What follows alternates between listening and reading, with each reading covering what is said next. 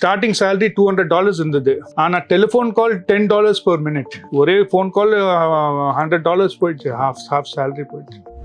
என் கப்பல் இங்கே சென்னைக்கு வந்தால் உங்களை கூப்பிடுறதுக்கு கொஞ்சம் கஷ்டமாக இருக்கும். அது அந்த பாஸ் எடுக்கிறதுக்கு கஷ்டம் இருக்கும்.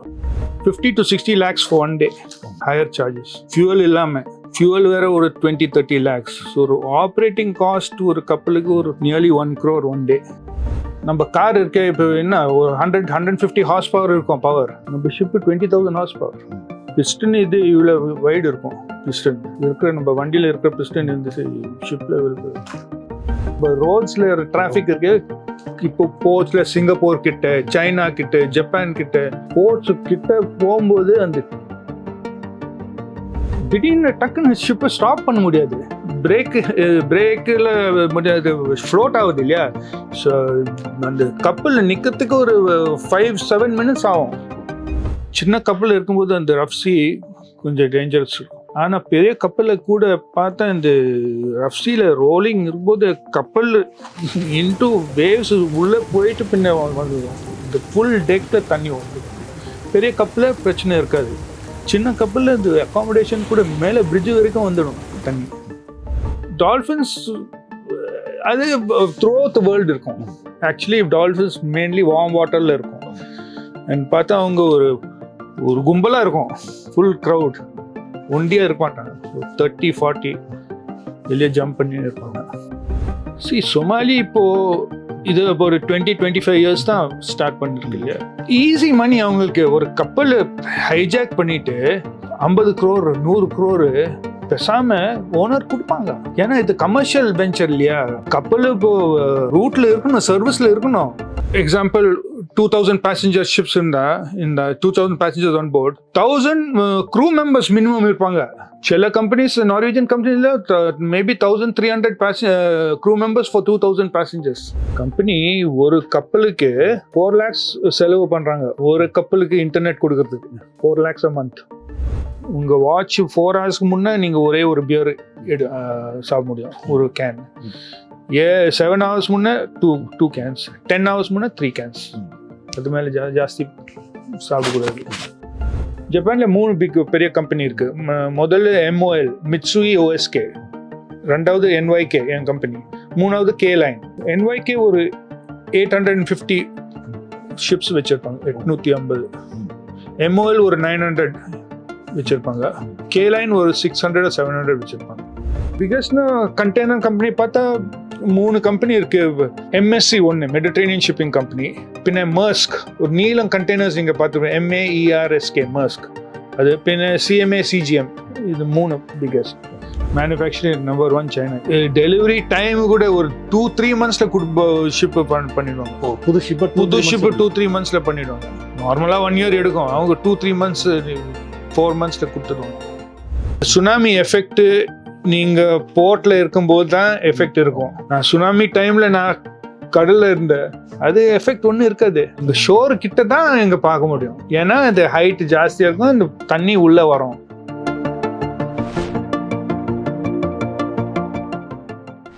கடலை விரும்பாதவர்கள் இருக்க மாட்டார்கள். கடல் நம் பார்க்க ஒரு அழுக்காத ஒரு விஷயம். அந்த கடலையே வாழ்க்கையாக கொண்ட ஒரு மனிதரை தான் இந்த பேட்டியில் சந்திக்க இருக்கிறோம். கேப்டன் ரமேஷ் நாயர் அவருடன் பேசலாம். வணக்கம் சார். எப்படி தற்செயலாக அந்த பணிக்கு வந்தீங்களா, இல்லை நீங்கள் உங்களுக்கு ஏதாவது ஒரு ஆர்வமாக இருந்ததா? ஃபர்ஸ்ட்லேருந்து சின்ன வயசுலேருந்து எனக்கு இந்த ஜாயின் ஷிப் இல்லைன்னா ஏர்லைன் அந்த ஆசை இருந்தது. பின்ன இதுக்கு ஜாயின் பண்ணதுக்கு அவ்வளோ படிப்பு ஜாஸ்தி தேவையில்லை. ஒரு நேரம் 12th standardலேருந்து ஜாயின் பண்ணலாம். ஸோ 12th முடிச்சப்பறம் நான் ஜாயின் பண்ணேன். டைரெக்டாக ஹாங்காங் கம்பெனி ஜாயின் பண்ணிவிட்டு அங்கே ஒரு 3 years ட்ரைனிங் பண்ணி முடிச்சப்பறம் எக்ஸாம் எழுதி ஆயிடுச்சு. புதுசாக ஒருத்தர் ஒரு கப்பல் கேப்டன் ஆகணும் அப்படின்னா ஆமாம், அவர் என்ன ரெடி ஆகணும்? 12th standard முடிச்சப்பறம் நீங்கள் இப்போ நான் பார்த்தா இங்கே ஒரு academy of marine engineering training, பின்ன இந்தியன் மேரிடைம் இன்ஸ்டிடியூட் இங்கே இஞ்சம்பாக்கம்ல இருக்குது. அதே மாதிரி நாட்டிக்கல் இன்ஸ்டிடியூட்ஸ் இருக்கும். அட்மிஷன் எடுத்தப்பறம் அங்கே ட்ரைனிங் முடிச்சப்பறம் ஷிப்பிங் கம்பெனிஸ் ரெக்ரூட் பண்ணுவாங்க, டைரக்ட் கேம்பஸ் பிளேஸ்மெண்ட். நீங்கள் எத்தனை வயசில் சார் இந்த பணியில் சேர்ந்தீங்க? 19 19லேருந்து 1984லேருந்து ட்ரைனிங் கேடட் ஒரு 3 வருஷம் பண்ணிவிட்டு நான் எக்ஸாம் எழுதி பின்ன செகண்ட் ஆஃபீஸர் ஒரு 3 years 2.5 years செகண்ட் ஆஃபீஸர் இருந்தோம். அதுக்கப்புறம் நான் ஆஸ்திரேலியா போய் கேப்டன்ஸ் எக்ஸாம் பண்ணிருக்கேன். 93 கேப்டன் எக்ஸாம் முடிச்ச அப்புறம் 97 ப்ரொமோஷன் கிடைச்சது. இப்போ 97லேருந்து இன்னைக்கு வரைக்கும் கேப்டன் பொசிஷன்ல இருக்கேன். முதல்ல நீங்க கடலுக்குள்ள போகும்போது உங்களுக்கு எப்படி இருந்தது அந்த அனுபவங்கள்? Actually excitement. ஒரு 18-19 இயர்ஸ்ல இருக்கும்போது going abroad, seeing the whole world. First port எங்க நார்வே இருந்தது, ரெண்டாவது போர்ட் பிரேசில் இருந்தது. வேர்ல்டு வைட் டிராவலிங் எக்ஸைட்மெண்ட் இருக்கும். Only problems communication with family. அந்த காலத்தில் லெட்டர்ஸ் தான் எழுதியிருக்கோம் நாங்கள். இப்போ internet, video call, audio call இருக்கு. No problem. சேட்டலைட் கம்யூனிகேஷன் இருக்கு. அப்போ சேட்டலைட் கம்யூனிகேஷன் இல்லை. எக்ஸாம்பிளுக்காக எனக்கு ஸ்டார்டிங் சேலரி $200 இருந்தது. ஆனால் டெலிஃபோன் கால் $10 per minute. ஒரே ஃபோன் கால் $100 போயிடுச்சு. ஹாஃப் சேலரி போயிடுச்சு. இப்போ எல்லாம் ஃப்ரீயாக இருக்கு. இப்போ கன்வீனியன்ஸ் இருக்கு. இப்போ கம்ஃபர்ட்ஸ், என்டர்டெயின்மெண்ட் எல்லாம் இருக்கு. இப்போ அப்போ ஒன்றும் என்டர்டெயின்மெண்ட் ஒன்றும் இல்லை. எவ்வளவு நாளாகும் இப்போ நீங்க ஒரு கடல் பயணம் ஆரம்பிச்சு திரும்ப வீட்டுக்கு வர்றதுக்கு எவ்வளவு நாளாகும்? என் கான்ட்ராக்ட் இப்போ 3 to 4 months ஃப்ளெக்சிபிள். அப்படின்னா 3 இல்லைன்னா 4 இல்லைன்னா 5 months. அது ஒன்று சீனியர் ஆஃபீஸர்ஸுக்கு. அதுவும் company to company. Junior officers normally 5 to 7 months contract. Crew 9 to 10 months. அப்போது நான் ஒரு 3-4 months பண்ணிவிட்டு நான் 2.5 to 3 months லீவில் இருப்பேன். டேக்ஸுக்காக நான் ரெசிடென்ட் ஸ்டேட்டஸ் மெயின்டைன் பண்ணி ஆகணும். அதுக்காக ஒரு 6 months 183 days outside the country வேலை பண்ணோம். அதுக்காக ஒரு மினிமம் 6 months நான் வெளியே இருப்பேன் ஒரு ஃபைனான்ஷியல் இயரில். இப்போ கப்பல்ல பார்த்தீங்கன்னா சரக்கு கப்பல், பேசஞ்சர்ஸ் கப்பல், இந்த மாதிரி நிறைய கப்பல்கள் இருக்குது. எந்த மாதிரி கப்பல்கள்லாம் நீங்கள் ஒர்க் பண்ணியிருக்கீங்க? நான் மேக்ஸிமம் இந்த கண்டெய்னர்ஸ் நீங்கள் பார்த்துருப்பீங்க. அதுவும் பின்ன கார் கேரியர்ஸ், இந்த கார்ஸும் பஸ்ஸஸ் லோட் பண்ணுறேன். மேக்ஸிமம் அந்த 2 டேங்கரும் நான் பண்ணியிருக்கேன். ஆனால் ஒரு 2 tankers தான் பண்ணியிருக்கேன். அது ஸ்பெஷலைஸ்ட் கார்கோ. பின்ன ஒரு பல்க் கேரியர்ஸ், இந்த சிமெண்ட்டு, ரைஸ், wood chips, அந்த கப்பலும் நான் ஒரு 2 ships பண்ணியிருக்கேன். 2 கப்பல் பண்ணியிருக்கேன். அண்ட் மேக்ஸிமம் இந்த கண்டெய்னரும் கார் கேரியர் அந்த எக்ஸ்பீரியன்ஸ். இதில் எவ்வளோ பேர் ஒர்க் பண்ணுவாங்க அந்த கப்பலில்?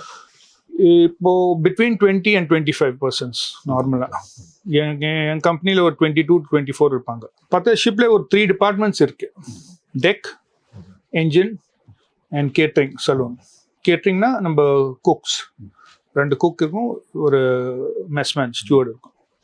பின்ன என்ஜினில் chief engineer incharge, first engineer, second engineer, third engineer, ஒரு 4-5 க்ரூ மெம்பர்ஸ் இருப்பாங்க. டெக்கில் captain incharge, chief officer, first officer, second officer, 4-5 crew member.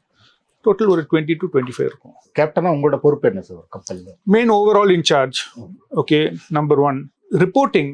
Daily reporting இருக்கும். நம்ம போர்ட் அத்தாரிட்டிஸுக்கு ரிப்போர்ட் பண்ணோம், எக்ஸ்போர்ட் ஏஜென்ட் ரிப்போர்ட் பண்ணோம், கம்பெனிக்கு ரிப்போர்ட் பண்ணோம், ஓனர்ஸுக்கு ரிப்போர்ட் பண்ணோம். ரிப்போர்ட் பண்ணால் நாங்கள் அவங்க கேட்பாங்க, என்ன இப்போ ETA நீங்கள் கரெக்டாக நாளைக்கு 5 மணி அரைவல் டைம் கரெக்டாக இருக்கா, மாறுமா கேட்பாங்க. ஏன்னா அவங்க அரேஞ்ச்மெண்ட் போர்ட்டில் டக் போட்ஸ், பைலட்ஸ்க்கு எல்லாம் நோட்டீஸ் கொடுக்கணும். மத்தியானம் அந்த ஸ்பீட், எவ்வளோ ஃபியூவல் கன்சம்ஷன், எப்போ ETA, when is next port arrival, remaining fuel on board, அதெல்லாம் அவங்க ஒரு ஃபார்மேட் இருக்கும், அதெல்லாம் ரிப்போர்ட் பண்ணணும். அது டெய்லி இருக்கும். நார்மல் கம்யூனிகேஷன், பின்ன க்ரூ சேஞ்சஸ், ப்ரொவிஷன்ஸ், அது எல்லாம் கேப்டன் தான் அவங்க பண்ணோம். மெசேஜ் அனுப்பணும். சீஃப் ஆஃபீஸர் மெசேஜ் கொடுப்பாங்க, சீஃப் இன்ஜினியர் மெசேஜ் கொடுப்பாங்க. நான் எடிட் பண்ணிவிட்டு அந்த யாருக்கும் அனுப்பணும். பழைய காலத்தில் ரேடியோ ஆஃபீஸர் இருந்தது இந்த வேலை பண்ணுறதுக்கு. அவர் தான் அந்த அக்கௌண்ட்ஸ் எல்லாம் பார்ப்பாரு. இப்போது மாறிட்டு இப்போ ரேடியோ ஆஃபீஸர் இல்லை, கேப்டன் தான் வந்தது. அண்ட் ஜூனியர் ஆஃபீஸர் ஹெல்ப் பண்ணுவாங்க. இதில் நீங்கள் பல்வேறு நாடுகளுக்கு போவீங்க. இப்போ அதில் பார்த்தீங்கன்னா உள்ளூர் சட்டங்கள் இருக்கும், சர்வதேச சட்டங்கள் இருக்கும், இன்டர்நேஷனல் லாஸ். ஸோ அதில் நிறைய கான்ஃப்ளிக்ட்லாம் இருக்கும். அது மாதிரி சிக்கல்கள் உங்களுக்கு என்ன மாதிரி இருக்கும்? கான்ஃப்ளிக்ட் இருக்காது இல்லையா? நம்ம இது கமர்ஷியல் ஆக்டிவிட்டி. நாங்கள் ரூல்ஸ் ஃபாலோ பண்ணால் அந்த கான்ஃப்ளிக்ட் இருக்காது. பிஃபோர் அரைவல் நம்ம இந்த பேப்பர் ஒர்க் எல்லாம் கரெக்டாக முடியணும். கரெக்டாக crew list, name, date of birth, place of birth, passport number, seaman book number, date of joining, இதெல்லாம் இந்த டீட்டெயில்ஸ் அந்த ஒரே ஷீட்டில் இருக்கும். 25 நேம்ஸ், 25 க்ரூ மெம்பர்ஸ், 25 நேம்ஸ் இருக்கும். அதெல்லாம் அனுப்பிட்டு அவங்க வெசல் ஷிப்பு கிளியர் பண்ணிட்டு உள்ளே போகலாம். இல்லைன்னு உள்ளே போக முடியாது, கிளியரன்ஸ் வரணும். கிளியர் இங்கேயும் ஏர்கிராஃப்ட் ஃப்ளைட் எல்லாம் அவங்க கிளியர் பண்ணிட்டு தான் அவங்க லேண்ட் பண்ண முடியும், டைரெக்டாக லேண்ட் பண்ண முடியாது. இதே மாதிரி ஷிப்பில் பின்ன இந்த போர்ட் டியூஸ் எல்லாம் அட்வான்ஸில் கட்டணும், இதெல்லாம் செலவு ஜாஸ்தி இருக்கும். இப்போ ஒரு 1 day போர்ட்டில் வந்தால் கப்பல் வச்சா ஒரு $30,000 to $40,000 அந்த ஷிப் அங்கே உள்ளே வைக்கிறதுக்கு. மற்றபடி வேறு செலவுகள்லாம் இருக்கும். ஆனால் அந்த வைக்கிறதுக்கு அந்த பார்க்கிங் ஃபீ. இப்போ நீங்கள் வந்து ரொம்ப காலம் வந்து கடலில் பயணிச்சு ஒரு 2 மாதம் 3 மாதத்துக்கு பிறகு ஒரு கரையில் போய் சேருவீங்க. இப்போ எப்படி இருக்கும் ஏதோ ஒரு நாட்டில் போய் ஒரு கரையில் போய் சேரும்போது? இப்போ எனக்கு இப்போ ஹேபிட் ஆயிடுச்சு, நோ ப்ராப்ளம். பட் எல்லா கண்ட்ரிலையும் கொஞ்சம் டிஃப்ரென்ஸ் இருக்கும் இல்லையா? அண்டு இப்போது முந்தினா புது கண்ட்ரி போகும்போது வெளியே இப்போ நான் வெளியே போகிறதில்ல. நான் 3 மாதம் கான்ட்ராக்ட் பண்ணும்போது நான் வெளியே போகிறதில்ல. போர்ட்டில் இருந்து கொஞ்சம் ஸ்ட்ரிக்டாக இருக்காங்க செக்யூரிட்டிக்காக. அப்புறம் நம்ம 9/11 அப்புறம் எல்லா போர்ட்டில் அவங்க செக்யூரிட்டி இன்க்ரீஸ் பண்ணியிருக்காங்க. இப்போ நான் என் கப்பல் இங்கே சென்னைக்கு வந்தால் உங்களை கூப்பிடுறதுக்கு கொஞ்சம் கஷ்டமாக இருக்கும். அது அந்த பாஸ் எடுக்கிறதுக்கு கஷ்டம் இருக்கும். ஸ்பெஷலி நீங்கள் வெளியேறி அந்த நாடுகளுக்குள்ளே போயிடலாமா? போய் நம்மளுக்கு ஷோர் பாஸ் இருக்கும். அவங்க உடனே ஆன் அரைவல் அந்த ஏஜென்ட்டு, இமிக்ரேஷன், கஸ்டம்ஸ் அவங்க எல்லாம் வருவாங்க பேப்பர் ஒர்க்குக்காக, ஷிப்பு செக் பண்ணுறதுக்கு. அந்த இமிக்ரேஷன் அப்போவே அந்த ஷோர் பாஸ் கொடுப்பாரு. இல்லைன்னா அவர் சொல்வார் நீங்கள் பாஸ்போர்ட் கொண்டு போய் வெளியே போகலாம். ஆனால் அந்த கிளியரன்ஸ் வரணும். கடல் பயணங்களில் வந்து அந்த கடலில் போகிற அனுபவங்கள் தான் நிறைய பேருக்கு ஒரு பெரிய ஆச்சரியங்கள் இருக்கும். நீங்கள் கடலில் போகும்போது என்ன விதமான சவால்கள் உங்களுக்கு இருக்கும்? ஆக்சுவலாக இப்போது கப்பலில் இருக்கும்போது நாங்கள் அந்த ஸ்மால் ஏரியா, அந்த லிமிட்டட் ரிசோர்ஸஸ் வச்சுன்னு நடக்கணும், வேலை நடக்கணும், ரிப்பேர்ஸ் ஆகணும், பிரேக் டவுன்ஸ் பண்ணணும். பின்ன நம்ம லிமிட்டட் ஃபுட் இருக்கும், ப்ரொவிஷன்ஸ் லிமிட்டடாக இருக்கும். அப்படின்னா இந்த வாயேஜ் ஸ்டார்ட் பண்ணும்போது அதுக்கு முன்னே நம்ம பிளான் பண்ணோம். எப்படின்னா இப்போ ப்ரொவிஷன் எத்தனை மாதத்துக்கு எடுக்கணும், 1 month or 2 months, எங்கேருந்து வாங்கலாம். ஏன்னா பட்ஜெட், எல்லாத்துக்கும் பட்ஜெட் இருக்கும். ஷோர்லேருந்து ஒர்க் ஷாப் வரணுமா, இல்லை நான் ஷிப்பில் ரிப்பேர் பண்ணலாமா, அந்த டூல்ஸ் எக்யூப்மெண்ட் எல்லாம் இருக்கான்னு பார்க்கணும், ஸ்பேர் பார்ட்ஸ் இருக்கணும். அது எல்லாம் பிளான் பண்ணிவிட்டு அப்போ தான் வாயேஜ் ஸ்டார்ட் பண்ண முடியும். அதில் நிறைய சேலஞ்சஸ் இருக்கும். ஏன்னா டைம் வேறு. இப்போ இந்த ஸ்பேர் பார்ட்டு கப்பல் யூரோப்பில் இருக்கும், ஸ்பேர் பார்ட் ஜப்பான் கம்பெனி, அங்கேருந்து ஏர் ஃப்ரைட் பண்ணோம், டைம் ஆகும்.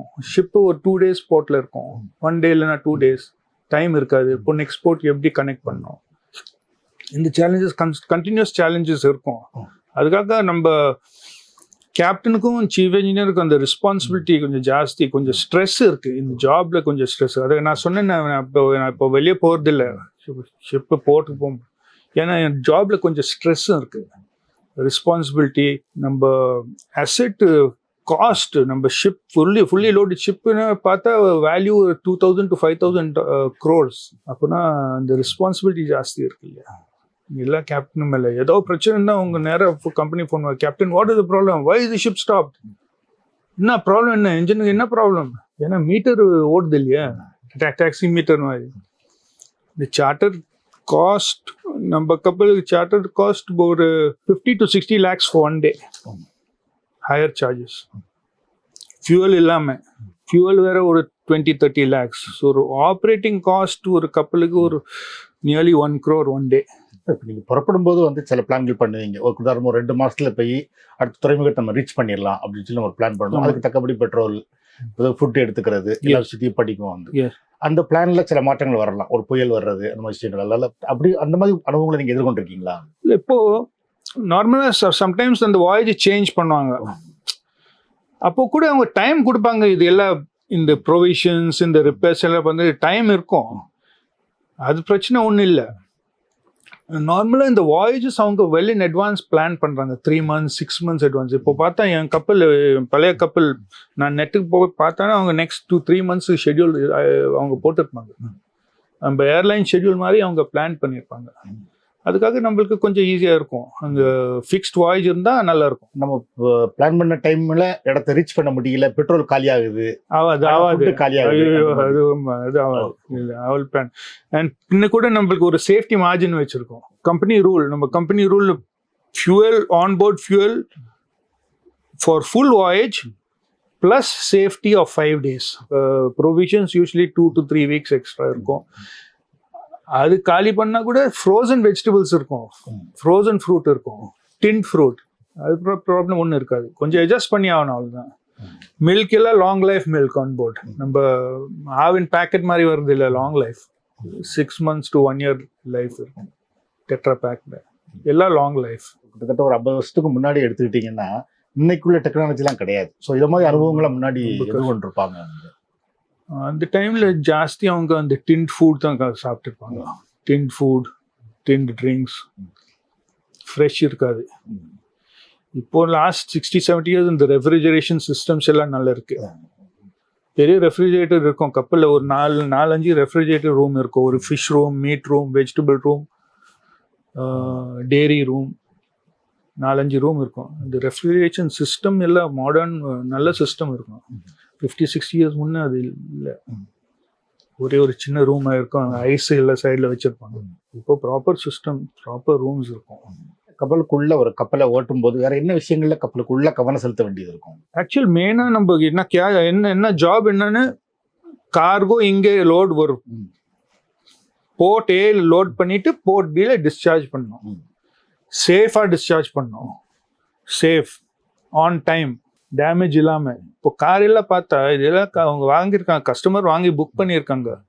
எப்படி டேமேஜ் பண்ணிட்டு எப்படி நாங்கள் டிஸ்சார்ஜ் பண்ண முடியும்? ஒரு ஸ்க்ராட்ச் இருக்காது. அந்த மானிட்டரிங் சீல இருக்கும்போது நாங்கள் டெய்லி ரவுண்ட் எடுத்து ஆகணும், பார்க்கணும் எங்கே ஏதோ ப்ராப்ளம் இருக்கா, ஏதோ ஃபியூல் லீக் ஆகுதா. ஃபியூல் லீக் ஆகுனா அது ஃபயர் ஹேசர்ட் இல்லையா. ஸோ டெய்லி கண்டினியூஸாக செக் பண்ணி ஆகணும். பின்ன மெயின்டெனன்ஸ் இருக்குது, மெஷினரி மெயின்டெனன்ஸ், அதுவும் மெயின்டைன் பண்ணணும். நாங்கள் தான் பண்ணுறது. இந்த 25 persons ஆன் போர்ட் நாங்கள் தான் பண்ணோம். ஸோ அது இல்லை சேலஞ்சஸ். சில டைமில் நம்ம டைம் இல்லை, நாளைக்கு போட்டு வருது, இன்னைக்குள்ள ரிப்பேர் பண்ணி ஆகணும். சில டைமில் 24, 36, 48 hours தூங்காமல் நாங்கள் வேலை பண்ணி ஆகணும். நீங்கள் பார்த்தா யாரும் ஷிப்பிங்கில் இருந்தால், ஷோர் ஜாப்ல இருந்தால் அவர் எப்போவுமே டென்ஷனில் இருப்பார். இப்போது நம்ம ஷிப்பு ஜாஸ்தி ஃபியூவல் தேவைப்படுது. பெரிய என்ஜின்னா நீங்கள் நம்ம கார் இருக்கே, இப்போ என்ன ஒரு 100-150 horse power இருக்கும் பவர். நம்ம ஷிப்பு 20,000 horse power. பிஸ்டன் இது இவ்வளோ வைடு இருக்கும். பிஸ்டன் இருக்கிற நம்ம வண்டியில் இருக்கிற பிஸ்டன் இந்த ஷிப்பில் 10 feet tall. அப்படின்னா அந்த ஃபியூவல் ஜாஸ்தி செலவு இல்லையா. மேக்ஸிமம் செலவு ஆப்ரேட்டிங் காஸ்ட்ல இந்த ஃபியூவல் செலவு. அதுக்காக ஷிப்பில் நம்ம ஃபியூவல் யூஸ் பண்ணுற ஃபியூவல் இப்போ இந்த ஒயிட் ஃபியூவல், க்ளீன் ஃபியூவல், தண்ணி பார்க்குற மாதிரி ஃபியூவல் இல்லை, பிளாக் டர்ட்டி ஃபியூவல், அதுதான் யூஸ் பண்ணலாம். ஏன்னா ஷிப்பிங் டிரான்ஸ்போர்ட்டேஷன் காஸ்ட் கொஞ்சம் கம்மி கீழே வைக்கணும் இல்லையா. இப்போ இந்த பெட்ரோல் இல்லைன்னா டீசல் யூஸ் பண்ணால் காஸ்ட் ஜாஸ்தி போயிடும். இந்த காஸ்ட் கொஞ்சம் கம்மி வைக்கிறதுக்கு அங்கேருந்து பிளாக் மரீன் ஃபியூவல் யூஸ் பண்ண. அது டைரெக்டாக நம்ம கீழே எடுத்து ரிஃபைன் பண்ணாமல் யூஸ் பண்ணுறோம். மினிமம் ரிஃபைனிங், என்னமோ ஒரு ஃபில்டருக்குள்ளே ஃபில்டர் பண்ணிவிட்டு பார்த்தா அது திக்காக பிளாக் கலர் இருக்கும். அந்த ஃபியூவல் யூஸ் பண்ணுறோம். இப்போ நம்ம பிளேன்ஸ் பார்த்துருப்பீங்க இல்லையா, அது பியோர் ஃபியூவல். ஜெட் ஏ1 சொல்லுவாங்க. பியோர் ஆனால் காஸ்ட்லி. 10,000 tons வரைக்கும் ஃபியூவல் நாங்கள் வச்சுருக்கோம் லாங் வாயேஜுக்காக. இப்போ அவங்க மார்க்கெட் பார்ப்பாங்க என்ன எங்கே கம்மி. இப்போ கப்பல் இங்கே சென்னையில் இருக்கும்போது சென்னையில் என்ன ஃபியூவல் ப்ரைஸ் இருக்கும், அடுத்த போர்ட் சிங்கப்பூர் இருக்கும், சிங்கப்பூரில் கொஞ்சம் ஜாஸ்தி இருந்தால் இங்கே ஃபுல் லோடு எடுப்பாங்க ஃபியூவல். 5,000 tonsல ஒரு $2 சேவிங் இருந்தால் கூட $10,000 சேவிங். மேக்ஸிமம் ஒரு ட்ராவலில் எவ்வளவு ஃபியூல் ஃபுல் பண்ணுவீங்க டேங்க்? நம்ம கப்பலில் ஒரு ஈஸியாக ஒரு 7,000 tons எடுக்கலாம். 7,000 tonsனா 40, 10, 20 ஒரு 2 மாதம் போகலாம். ஃபியூல் எடுக்காம 2 months போகலாம். இப்போ 1 லிட்டர்னா எவ்வளவு தூரம் போகும் கப்பல்? அதுவும் கப்பல் என்ஜின் கெப்பாசிட்டி இல்லையா. சின்ன கப்பல், சின்ன கெப்பாசிட்டி, கன்சம்ஷன் கம்மியாக இருக்கும். அது சொல்ல முடியாது. கார் கேரியர்ஸ் நார்மலாக ஒரு 25 to 30 tons consumption, daily consumption இருக்கும். அது மாதிரி எவ்வளவு ஸ்பீடாக போவீங்க சார் கப்பல்? 20 to 25 km/h. ஆனால் கண்டினியூஸ் 24 hours. இப்போ வாயேஜ் ஸ்டார்ட் பண்ண சென்னையிலேருந்து யூரோப் போனால் கண்டினியூஸ் யூரோப் ரீச் வரைக்கும் 24/7 என்ஜின் ஓடுது. அப்போனா பார்த்தா நீ ஒரு 20 knots speed 20 km/h into 24 hours 480 kilometers daily நாங்கள் பண்ணுறோம். இப்போ ஒர்க் பண்ணுறது எப்படி ஒர்க் பண்ணுவீங்க? ஷிஃப்ட் பேஸில் ஒர்க் பண்ணுவீங்களா? இப்போ டெக்கில் 3 ஆஃபீஸர்ஸ் இருப்பாங்க. நார்மலாக third officer 8 o'clock in the morning to 12 o'clock noon, 8 o'clock evening to 12 midnight. அந்த வாட்ச் வைப்பாரு. 12 to 4 வாட்ச் செகண்ட் ஆஃபீஸர் வைப்பாரு. So 12 noon to 4 o'clock, midnight to 4 o'clock. அந்த நடுவில் ஒரு 8 hours ரெஸ்ட் எடுக்கலாம். 4 o'clock to 8 o'clock chief officer watch வைக்கிறாரு. 4 in the morning 4 to 8 and evening 4 to 8. கீழே engine ரூம்ல அதே இருக்கு.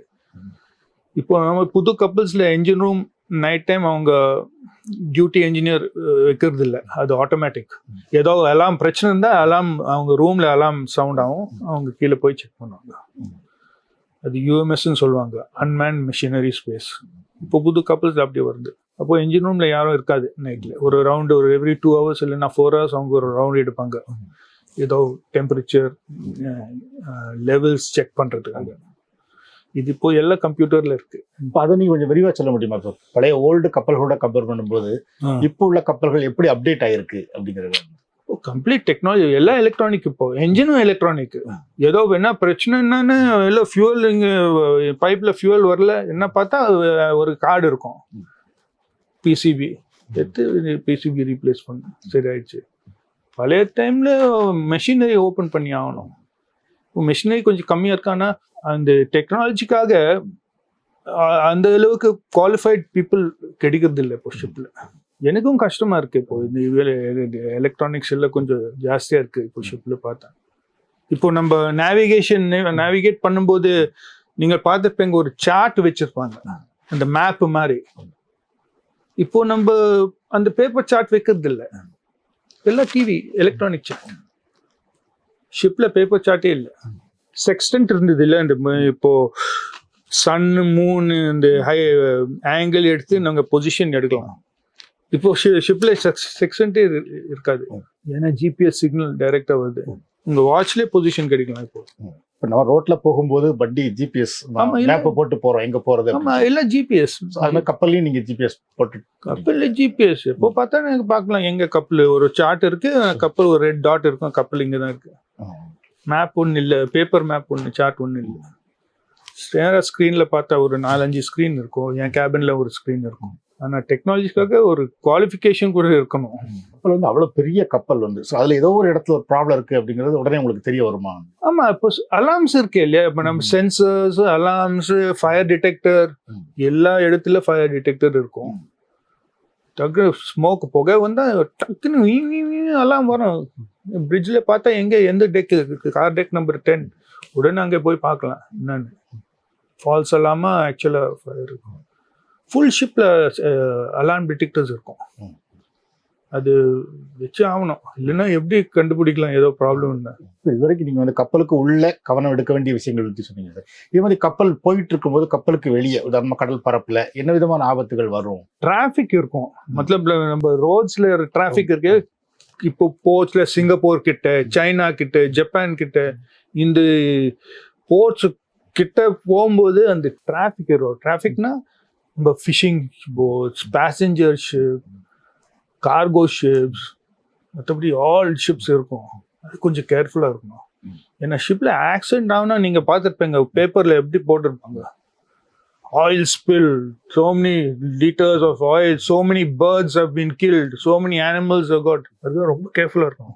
ஸோ எவ்வளோ தூரத்தில் நீங்கள் இந்த கவனம் எடுத்துக்குவீங்க? இன்னொரு கப்பல் அங்கே குறுக்க வருது அப்படின்னா? இல்லை, அது நாங்கள் ரெடாரில் ட்ராக் பண்ணலாம்.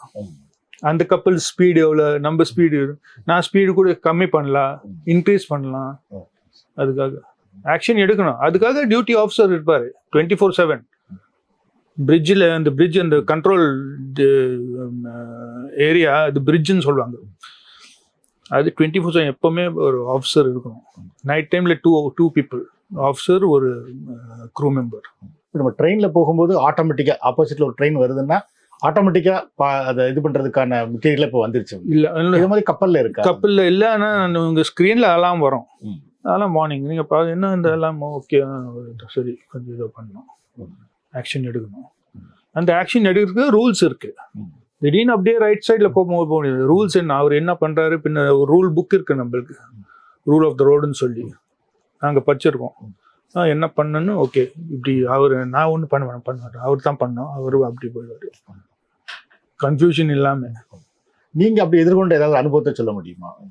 டிராபிக் எதிர்கொண்டது, ஒரு ஆக்சிடென்ட் ஆக போகுது தெரியும், ஆனால் அவ்வளோ கிட்ட வரக்கூடாது, அதுக்குள்ளே நாங்கள் ஆக்ஷன் எடுத்தாகணும். சில சிச்சுவேஷன்ஸ் இருக்கு, இன்எக்ஸ்பீரியன்ஸ் ஆஃபீஸர் இருந்தா அவர் பயப்படுவார், கேப்டன் கூப்பிடுவோம், எப்படி கேப்டன் கூப்பிடலான்னு நான் சொல்லியிருப்பேன், நீங்கள் ஏதோ பிரச்சனை கூப்பிடணும், நான் கீழே இருப்பேன் என் ஆஃபீஸில். சில ஆளுங்க பயப்படுவாங்க, எதுக்கு கேப்டனை கூப்பிடணும்னு. பின்ன லேட்டாக இருந்தால் ஆக்சிடென்ட் ஆகும்போது அவர் கூப்பிடுவார், பின்ன ஒன்றும் பண்ண முடியாது. ஆக்சிடென்ட் இப்படி ஆகலை எனக்கு, ஆனால் சான்சஸ் இருக்குது. அதுக்காக டியூட்டி ஆஃபீஸர்ஸ் அவங்க கொஞ்சம் அசர்ட்டிவ் இருக்கணும். அவங்க ஏதோ ஒரு டவுட் இருந்தால் நேராக கேப்டனை கூப்பிடு. நான் டெய்லி நைட் ஆர்டர்ஸில் நான் எழுதி வச்சிருக்கேன், please call me when in doubt. இது மாதிரி கடலில் போகும்போது புயல் மாதிரி அனுபவங்கள், புயல் எதிர்கொண்டிருக்கலாம், ஒரு நடுக்கடலில் புயல், சுனாமி, சூறாவளி, அந்த மாதிரி விஷயங்களை எதிர்கொண்டிருக்கீங்களா? ரஃப் வெதர் நான் பார்த்துருக்கேன், நிறைய ரஃப் வெதர். இப்போ வெதர் ரிப்போர்ட்ஸ் பார்த்து நாங்கள் இது எல்லாம் அவாய்ட் பண்ணலாம் இல்லையா. பார்த்தா இப்போ இன்னைக்கு பார்த்தா ரிப்போர்ட், நாளைக்கு நாங்கள் நம்ம ரூட்ல ஒரு ரஃப் வெதர் இருக்கும் 6 ஹவர்ஸுக்காக, நேராக நான் ஆல்டர் பண்ணி சவுத். அப்படி மோஸ்ட் இம்பார்ட்டன்ட் ஷிப்பில் safety of crew members, safety of ship, safety of cargo, எல்லா சேஃப்டி தான். போட்ட வரும்போது ரொம்ப ஸ்லோவாக கேர்ஃபுல்லாக வரணும், ஏன்னா திடீர்னு டக்குன்னு ஷிப்பை ஸ்டாப் பண்ண முடியாது, பிரேக்கில் முடியாது, ஃப்ளோட் ஆகுது இல்லையா. ஸோ அந்த கப்பலில் நிற்கிறதுக்கு ஒரு 5-7 மினிட்ஸ் ஆகும். அதுக்காக நார்மலி போர்ட்டுக்கிட்ட ஒரு சின்ன டக் போட்டுன்னு சொல்லி, டக் போட் சைடில் இருக்கும், நம்ம ஷிப்பு கொஞ்சம் மெனுவர் புஷ் பண்ணும்போது ஈஸியாக இருக்கும், ஹெல்ப் பண்ணுறது. திடீர்னு ஸ்டாப் பண்ணால் இந்த டக் போட்டு புல் பண்ணுவாங்க. என்ன நடக்கும் சார்? இப்போ பிரேக் போட்டிங்கன்னா எப்படி கப்பல் நிற்கும்? பிரேக் இல்லை, ஆக்சுவலி கப்பல் எப்படி மூவ், அந்த ப்ரொப்பல்லர் இருக்கு, ப்ரொப்பல்லர் ஒரு சைடில் ரைட் சைடில் போனால் அது ஃப்ரண்ட்ல போயிடும். இப்போ ரிவர்ஸ் போனால் லெஃப்ட் சைடில் போனால் ரிவர்ஸ் பண்ணும். அதே ஒரே ஒன் ப்ரொப்பல்லர், டிஃப்ரெண்ட் மூவ்மெண்ட், அவ்வளோதான். ஒரு ப்ரொப்பல்லர், சில கப்பலில் 2 ப்ரொப்பல்லரும் இருக்கும், ஆனால் மெயினாக அந்த ப்ரொப்பல்லர் மூவ் ஆகணும், அவ்வளோதான். ஸோ நீங்கள் கப்பலை உடனே நிறுத்தணும்னா ரிவர்ஸ் போடுவீங்க? ரிவர்ஸ் போட்டு ஆகணும் அது ஸ்டாப் பண்ணுறதுக்கு, இல்லைன்னா அது போயினே இருக்கும் ஒரு 10-15 மினிட்ஸ் 20 மினிட்ஸ் கூட. திடீர்னு இவ்வளோ வெயிட் வச்சுன்னு ஸ்டாப் பண்ண முடியாது. நம்ம ஈவன் ட்ரெயின் கூட எவ்வளோ, அது கொஞ்சம் டிஸ்டன்ஸ் போய் தான் ஸ்டாப் ஆகணும். ஏன்னா இது ஷிப்பு வெயிட் பார்த்தா பெரிய tankers 3 lakh 4 lakh tons weight இருக்கும். இந்த கார் கேரியர் அவ்வளோ வெயிட் இல்லை, ஏன்னா கார் அவ்வளோ வெயிட் இருக்காது, ஆனால் கார் கேரியர் ஒரு 20,000 30,000 டன்ஸ் வெயிட் இருக்கும். அப்போனா பார்த்தா எவ்வளோ மூவ்மெண்ட் இருந்தால் அது ஸ்டாப் பண்ணுறதுக்கு என்ன பவர் இருக்கணும், டக்குன்னு ஸ்டாப் பண்ண முடியாது. அதுக்காக எல்லாம் பிளான் பண்ணோம், எங்கே எத்தனை கப்பல் இருக்குது, ரெடாரில் பார்த்து கேர்ஃபுல்லாக இருக்கணும். ஆக்சிடென்ட் ஆன பெரிய பிரச்சனை, நியூஸில் வந்துடும், நியூஸில் வந்தால் அவ்வளோதான் தெரியும் இல்லையா. நீங்கள் இந்த ரஃப் சி பார்த்துருக்கேன்னு சொன்னீங்க சார், அந்த அனுபவத்தை சொல்ல முடியுமா? ரஃப் சி ஆக்சுவலி நான் பெரிய கப்பலில் இருந்தேன், அந்த எஃபெக்ட் அவ்வளோ இருந்தது. சின்ன கப்பல் இருக்கும்போது அந்த ரஃப் சி கொஞ்சம் டேஞ்சரஸ் இருக்கும், ஆனால் பெரிய கப்பலில் கூட பார்த்தா இந்த ரஃப் சியில் ரோலிங் இருக்கும்போது கப்பல் இன்டூ வேவ்ஸ் உள்ளே போயிட்டு பின்ன வந்துடும், இந்த ஃபுல் டெக்கில் தண்ணி வந்துடும். பெரிய கப்பலில் பிரச்சனை இருக்காது, சின்ன கப்பலில் இந்த அகாமடேஷன் கூட மேலே பிரிட்ஜ் வரைக்கும் வந்துடும் தண்ணி.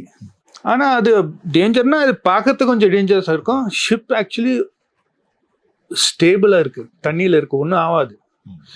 சைடில் அடியில் ஹோல் ஏதோ இருந்தால் தண்ணி உள்ளே போனால் அப்போ தான் கொஞ்சம் டேஞ்சர் இருக்கும். ஹோல் இல்லாமல் வரைக்கும் பிரச்சனையே இருக்காது. ஷிப்பில் ஒன்று என்ஜின் ஸ்டாப் ஆகிடும், அது அப்படியே இருக்கும். ஏன்னா ஏர்க்ராஃப்டில் ஏதோ பிரச்சனை ஆகுனா அவ்வளோதான், ஃபினிஷ்ட். ஷிப் ஆக்சுவலி ரொம்ப சேஃபாக. கப்பலில் போகும்போது கடல் அவ்வளோ பெரிய பரப்பு, துறைமுகங்களில் கப்பல் இருக்குன்னு சொன்னீங்க, வந்து நடுக்கடலில் அந்த மாதிரி கப்பல்கள் இருக்காது. ஆனால் திடீர்னு ஒரு திமிங்கலம் கடல் தண்ணிக்குள்ளேருந்து வெளியே வந்துடலாம், ஒரு சுறா வந்துடலாம், அந்த மாதிரி ஒரு ஆபத்துகள் வருமா? ஷார்க்ஸ் கொஞ்சம் ரேராக இருக்கும் பார்க்கறதுக்கு, ஆனால் வேல்ஸ் நாங்கள் பார்க்குறோம், அந்த வேல்ஸ் நாங்கள் அவாய்ட் பண்ணோம். ஏன்னா வேல்ஸ் அவங்க சொல்கிறாங்க அது சரியாக கேட்கறது இல்லை, இப்போது அவங்க நேராக கப்பலுக்கு ஃப்ரண்ட்டு வந்துடுவாங்க. அதுக்காக நாங்கள் பார்த்தா வேல்ஸ் பார்த்தா கொஞ்சம் ஆக்ஷன் எடுக்கணும். அவங்க இது இன்டர்நேஷ்னல் ரூல்ஸும் போட்டிருக்காங்க. வேல்ஸ் பார்த்தா நம்ம ஷிப்பு ஆக்ஷன் எடுக்கணும். வேல்ஸ் சில நார்த் அமெரிக்கா ஈஸ்ட் கோஸ்ட்ல இந்த வேல் சீசன் இருக்கும், நவம்பர் டு மார்ச். இப்போ போனால் டெஃபினட்டாக வேல்ஸ் பார்ப்பாங்க. டால்ஃபின்ஸ் அது த்ரூ அவுட் த வேர்ல்டு இருக்கும். ஆக்சுவலி டால்ஃபின்ஸ் மெயின்லி வார்ம் வாட்டரில் இருக்கும். அண்ட் பார்த்தா அவங்க ஒரு கும்பலாக இருக்கும், ஃபுல் க்ரௌட். ஒண்டியாக இருக்க மாட்டாங்க, 30-40 வெளியே ஜம்ப் பண்ணி இருப்பாங்க. அது டெய்லி பார்ப்போம் நாங்கள். டால்ஃபின்ஸும் பின்ன ஃப்ளைங் ஃபிஷ். கப்பல் ஸ்டாப் பண்ணும்போது அவங்க நம்ம க்ரூ மெம்பர்ஸ் ஃபிஷ் பண்ணுவாங்க. நல்ல டொராடோ எல்லாம் கிடைக்குது, டூனா. இப்போ நாங்கள் சில வீடியோஸ்லாம் பார்க்குறோம் சார். இப்போ கப்பல் போகும்போது டால்ஃபின்ஸ்லாம் குதிச்சு கப்பலை துரத்துறது, கப்பல் பின்னாடியே வர்றது, அந்த மாதிரிலாம் இருக்கும். டால்ஃபின்ஸ் ஆக்சுவலி அவங்க சொல்கிறாங்க the friends of the sailors. அந்த நாங்கள் டால்ஃபின் ஹார்ம் பண்ணக்கூடாது, இதோ பண்ணக்கூடாது. இந்த ஷிப்பு ஃப்ரண்ட்டு கூட போவாங்க, அந்த கைடிங் லைட் மாதிரி டால்ஃபின்ஸ். அது எந்த அளவுக்கு இப்போ மனுஷர்களை கடல்ல அது டால்ஃபின் இருக்கு கப்பல்ல இருக்கிற ஆட்களை பார்த்த உடனே அது எந்த அளவுக்கு அது ஒரு குதூகலமா அடையும்? டால்ஃபின் அந்த ஃபேஸ் பார்த்தாலே ஹாப்பி ஃபேஸ், ஸ்மைலிங் ஃபேஸ். நீங்க பார்த்துருப்பீங்க இந்த சீ வேர்ல்டு, இந்த வைல்ட் லைஃப் பார்க்ஸ் இல்ல, டால்ஃபின் இந்த ஃபேஸ் பார்த்தா ஃப்ரெண்ட்லி ஃபேஸ். அதே மாதிரி அந்த ஆர்கா வேல் ஃப்ரெண்ட்லி ஃபேஸ், அது பார்க்கறது இல்லை ஜாஸ்தி. மெயினாக இந்த ப்ளூ வேல் பார்க்குறோம். வேலும் கொஞ்சம் ஒரு ஸ்லோ மூவிங் ஃபிஷ், ஃபாஸ்ட்டாக போக முடியாது. ஆனால் அவங்க சொல்கிற அந்த ஷிப் என்ஜின் கேட்கறது இல்லை, அந்த வைப்ரேஷனை ஃபீல் பண்ணுறது இல்லை. அதுக்காக நேராக அவங்க அதே ரூட்டில் வரும். ஸோ நாங்கள் அதை அவாய்ட் பண்ணி ஆகணும். ஏன்னா ஷிப்பு ஸ்பீடில் போகுது இல்லையா. ஷிப்பு மோதி வேலுக்கு ஏதாவது பாதிப்புகள் இருக்கும், அந்த மாதிரி அனுபவங்கள் இருக்காங்க. ஷிப்பு டேமேஜ் ஆகிடும். அதுவும் ஒரு என்ன வெயிட் இருக்கும், அது சைஸ் அண்ட் வெயிட். இது ஃப்ரண்ட்டு பெண்ட் ஆகிடும், டேமேஜ். அந்த இம்பேக்ட் அடிக்கும்போது தி ஷிப்பு மெட்டல் டேமேஜ் ஆகிடும், உடனே ரிப்பேருக்கு போய் ஆகணும். சில டைம் அது ஆகிட்டு இருக்கு. அதுக்காக அந்த இந்த சீசனில் யூஎஸ்ஏ போனால் அவங்க போர்ட் அத்தாரிட்டிஸ் சொல்லுவாங்க, நீங்கள் கொஞ்சம் இந்த ஸ்லோ ஸ்பீடில் போங்க, கொஞ்சம் பார்த்து. இது மாதிரி பேர்ட்ஸ் எதிர்கொள்றீங்களா சார்? கடல்களில் நிறைய பேர்ட்ஸ் இருக்குன்னு சொல்றாங்க. பேர்ட்ஸ் யூஸ்வலி சீகல்ஸ் இருக்கும். ஆனால் சில இடத்துல ஸ்மால் ஐலண்ட்ஸில் அந்த ஐலண்ட்ஸுக்காக ஒரு பெக்யூலியர் பேர்டு இருக்கும், அதுவும் இருக்கும், பார்த்துருக்கோம். ஐலண்ட்ஸ் கிட்ட இருக்கும். இப்போ மிடில் ஆஃப் த ஓஷனில் ஹவாய் கிட்ட ஒரு ஸ்பெஷல் ஹவாயில் இருக்கிற பேர்ட்ஸ் நாங்கள் பார்ப்போம். இந்தியன் ஓஷனில் ஐலண்ட் கிட்ட போனால் அவங்க இருப்பாங்க. ஆனால் சீகல்ஸ் சில டைம் ஃபுல் வாய்ஸில் நம்ம கப்பல்லே ஃப்ரண்ட்டில் அந்த மாஸ்ட் மேலே உட்காந்துருப்பாங்க. நாங்கள் ஏதோ பிஸ்கெட்ஸ் ஏதோ வச்சுட்டு தண்ணியும் வைக்கிறது. இப்போ ஃபுல் வாயேஜ் 10-15 days. ஷிப்புக்கும் வருமா அது மாதிரி? ஷிப்புக்கு வந்து உட்காருமா? ஷிப்ல தான், ஷிப்ல உட்காந்துருக்கோம். ஜப்பான்ல ஏறிட்டு யூஎஸ்ஏல போயிடும், வேற ஒரு ஷிப் ரிட்டர்ன் ட்ரிப். சரி, இப்போ கடல் பயணத்தை பொறுத்த வரைக்கும் வந்து பார்த்தீங்கன்னா ஒரு நீண்ட காலம் நீங்கள் ஒரு 2 மாதம் 3 மாதம் கடலில் இருக்க போறீங்க. அப்புறம் வேற நாட்டு போயிட்டு ரிட்டர்ன் திரும்ப வரும்போது அது மாதிரி ஒரு டூருக்கு நீங்கள் எப்படி தயாராவீங்கன்னு சொல்ல முடியும்? சரி, ஆக்சுவலி இப்போ நார்மலாக கம்பெனி நம்மளுக்கு ஒரு 1 month நோட்டீஸ் கொடுப்பாங்க. இப்போ அவங்க கேட்டிருக்காங்க எப்போ ஜாயின் பண்ண போறோம். நான் April 1st நான் சொல்லியிருக்கேன். அவங்க பிளான் பண்ணுவாங்க. ஒரு 1 month முன்னே அவங்க சொல்லிடுவாங்க, நீங்க அப்ராக்சிமேட்டா April 5th நீங்க சவுத்ஹாம்ப்டன் போர்ட்ல ஜாயின் பண்ண போறோம். அதுக்கு முன்னே இங்க ஃபார்மாலிட்டிஸ் இருக்கு, பேப்பர் ஒர்க் இருக்கு, கான்ட்ராக்ட் எல்லாம் சைன் பண்ண, முக்கியமான மெடிக்கல் பண்ணி ஆகணும். கான்ட்ராக்ட் போச்சு முன்னே registered under the director general of shipping, அவங்க டாக்டர்ஸ் இருப்பாங்க. அங்கே போய் மெடிக்கல்ஸ் பாஸ் பண்ணிட்டு பேப்பர் ஒர்க் இருக்கும். ஏதோ கோர்சஸ் ஏதோ பண்ணி ஆகணும். நம்ம லைனில் கண்டினியூஸாக ட்ரைனிங் எடுத்து ஆகணும். ஏன்னா டெக்னாலஜி இம்ப்ரூவ் ஆகுது, அதுக்காக கோர்சஸ் பண்ணி ஆகணும். அந்த கோர்சஸ் எல்லாம் up to date office check பண்ணிவிட்டு அவங்க ஓகே பண்ணுவாங்க இந்த நெக்ஸ்ட் கான்ட்ராக்டுக்காக. பின்ன கான்ட்ராக்ட் சைன் பண்ணிவிட்டு நார்மல் ட்ராவல் ஆன் போர்டு. இப்போது என் கான்ட்ராக்ட் முடிய போகுது நெக்ஸ்ட் மந்த். கேப்டன் மெசேஜ் அனுப்பணும், மேனிங் டிபார்ட்மெண்ட் அனுப்பி சொன்னால் this following people due for to go home in month of March, please send them home from export. Schedule போட்டு names போட்டு அவங்க பிளான் பண்ணுவாங்க. இதெல்லாம் கரெக்டாக இப்போது no problem. Air fair every thing paid by company. இல்லை கம்பெனி ஹோட்டல் ஸ்டே எல்லாம் company அவங்க எல்லாம் செலவு பண்ணுவாங்க. இப்போ நாங்கள் ஒரு டூர் போகிறோம் அப்படின்னா வந்து ஒரு பெட்டியில் கொஞ்சம் 2-3 நாளைக்கான ட்ரெஸ்ஸு, பேஸ்ட்டு, சோப்பு எல்லாம் எடுத்து வச்சுக்கிறோம் வந்து. நீங்கள் ஒரு 2-3 மாதம் இருக்க போகிறீங்க வந்து, அப்போ என்னெல்லாம் அப்படி எடுத்து போவீங்க? ஆனால் ஷிப்பில் நாங்கள் இப்போ நார்மல் சிவிஎஸ் எல்லாம் போட்டுறது இல்லை, நான் யூனிஃபார்ம் இருக்கோம். அப்போ ஒரு 4-5 யூனிஃபார்ம் இருக்கும். இந்த சிவிலியன் கோர்ஸ் 2 ஜோடி அவ்வளோதான். 2 sets இருக்கும், ஒரு சூட் இருக்கும். எனக்கு நான் கேப்டனுக்காக என் ஆஃபீஸ் போனால் நான் சூட் போட்டுன்னு போனோம். வேற ஒன்றும் இல்லை, மெடிசின்ஸ் நார்மலாக, கொஞ்சம் ஸ்நாக்ஸ். இப்போ ஸ்நாக்ஸும் எல்லா ஊரில் நம்ம இந்தியன் ஸ்நாக்ஸ் கிடைக்கும். நான் ஒரு சின்ன லிஸ்ட் வச்சுருக்கோம் என் பாக்ஸில். ஒரு அந்த ஷிப்பு பாக்ஸில் அந்த ஒரு லிஸ்ட் இருக்கும், டக்குன்னு எடுத்து எல்லாம் இருக்கும். இப்போ இந்த யூனிஃபார்ம் எல்லாம் பேக்கில் தான் இருக்கும், யூஸ் பண்ணுறது இல்லை. இன்னைக்கு தான் நான் கொண்டு வந்து வெளியே எடுத்துருக்கேன் பேக்லேருந்து. நம்ம லிஸ்டில் இருக்கும். அது ஜாஸ்தி எடுக்கிறது இல்லை நாங்கள். ஆனால் வரும்போது shopping, wife get me this perfume, get me that, daughter wants get me this shoe, this perfume, chocolate. இது லைனில் நல்ல எக்ஸ்பீரியன்ஸுங்க. வேறு டிஃப்ரெண்ட் கண்ட்ரிஸ் பார்ப்போம், பார்த்துட்டு how life is in other countries. இந்த ப்ரொஃபஷனில் தான் பார்க்க முடியும். ஆனால் ஒன்லி ப்ராப்ளம் இப்போது நம்ம கப்பல் ஜாஸ்தி டைம் போர்ட்டில் வெயிட் பண்ணுறது இல்லை. ஒரு 8 hours 10 hours 1 day, மேக்ஸிமம் ஒரு 2 days கிடைக்கும் இந்த கார் கேரியர்ஸ். பல்க் கேரியர்ஸில் ஒரு 3-4 days கிடைக்கும். அப்போ டைம் வெளியே போகிறதுக்கு சான்ஸ் இருக்குது. ஆனால் இந்த கண்டெய்னர் ஷிப்பில் சான்ஸே இல்லை. அதுதான் கொஞ்சம் கஷ்டமாக இருக்கும். ஒரு டே டு டே லைஃப் எப்படி இருக்கும் உங்களுக்கு கப்பலில்?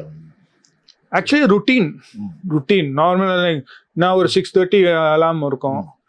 7 o'clock நான் பிரிட்ஜில் ஒரு மீட்டிங், பிரிட்ஜ் போய் 7:15 மீட்டிங் இருக்கும். சீஃப் ஆஃபீஸர் என்ன வேலை, நீங்கள் என்ன பிளான் பண்ணியிருக்கோம், ஏதோ சேஃப்டி ப்ரிகாஷன்ஸ் எடுக்கணுமா, ஹெவி ஒர்க், அந்த எல்லாத்துக்கும் செக்லிஸ்ட் இருக்கும்.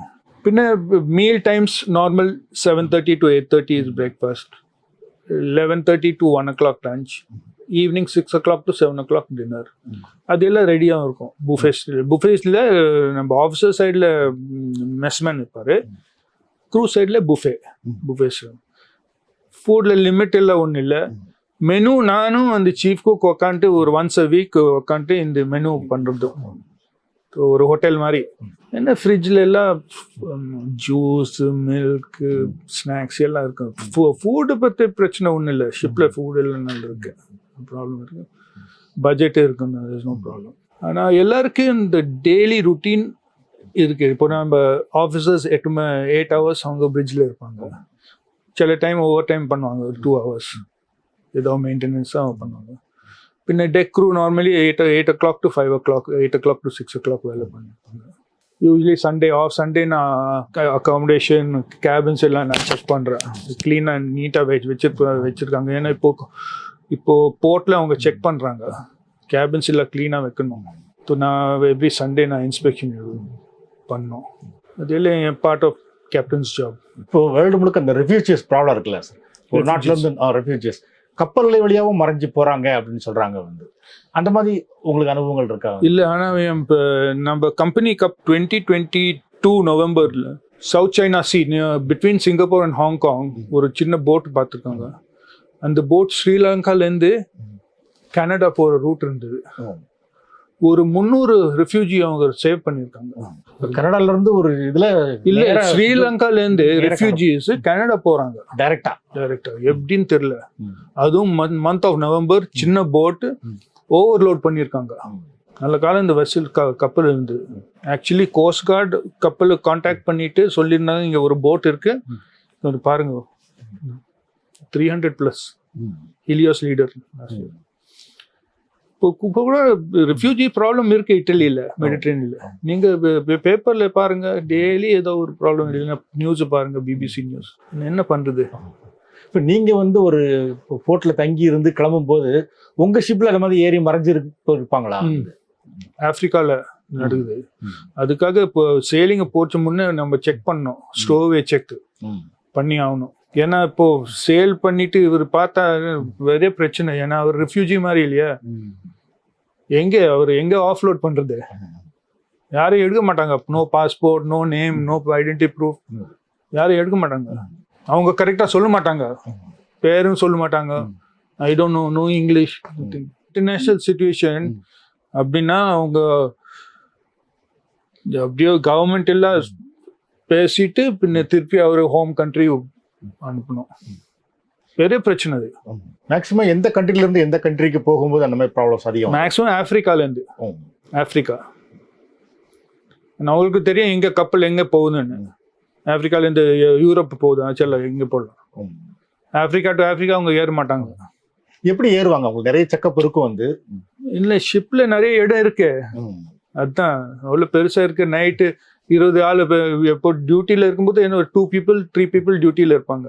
எப்படி மானிட்டர் பண்றது இவ்வளவு பெரிய இடம்? கஷ்டம். இப்போ ஹோல் டிராவல் உங்களுக்கு தெரியாம உள்ளே மறைஞ்சிருந்துப்பாங்க. எத்தனை இடம் இருக்கு. ஷிப்ல ஒர்க் பண்றவங்களும் அதுக்கு ஹெல்ப் பண்றவங்க இருப்பாங்களா? இப்போ காசு வாங்கிட்டு அந்த மாதிரி ஹெல்ப் பண்றவங்க சான்ஸ் இல்லை. இருக்கும் சில நம்ம நார்மலா அது இருக்காது. ஆனா அந்த காசு பத்தி நீங்க கேட்டீங்க இல்லையா, சில டைம் ட்ரக்ஸ் பத்தி சவுத் அமெரிக்கால அவங்க காசு பணம் ஆஃபர் பண்றாங்க. ஏன்னா ஈஸியாக அவங்க கப்பலில் எடுக்க முடியும். ஏதோ ஒரு சின்ன பாக்ஸ் கேபின் கொண்டு வந்தா எனக்கு என்ன தெரியும். நாங்கள் நார்மலாக க்ரூ மெம்பர்ஸ் செக் பண்ணுறது இல்லை. நீங்கள் வெளியே போயிட்டு ஷாப்பிங் பண்ணிட்டு நீங்கள் வந்திருக்கீங்க, நான் எதுக்கு செக் பண்ணோம்? ஏதோ டவுட் இருந்தா கம்பெனி சொன்ன அப்படின்னு செக் பண்ணலாம். இல்லை நீங்கள் கொண்டுட்டு போயிடுவாங்க. வெளியே நீங்கள் யார் பார்த்துருக்கீங்க, என்ன வாங்கியிருக்கீங்க எனக்கு தெரியல. டவுட் இருக்கு யூஸ்வலி. பட் ஆனால் நீங்கள் இன்னொரு கண்ட்ரிக்கு போகும்போது கஸ்டம்ஸ் செக் இருக்கும் வந்து. ஸோ அப்போ மாட்டினா என்ன ஆகும்? மாட்டினா ப்ராப்ளம். ஆனால் செக்கு எவ்வளோ செக் பண்ண முடியும் ஷிப்பில்? உங்கள் ரூமை வந்து செக் பண்ணுவாங்க, suitcase open, cupboard open. கப்பலில் என்ன ஆயிரக்கணக்கு இடம் இருக்கும். இந்த ஏதோ ஒரு பேகு, ஏதோ ஒரு கவர் போடுறதுக்கு எல்லாம் பல்கேடு இது எல்லாம் ரிமூவ் பண்ணிட்டு ஏதோ போடுறேன். கஸ்டம்ஸ் செக் ஒன்று இருக்காது.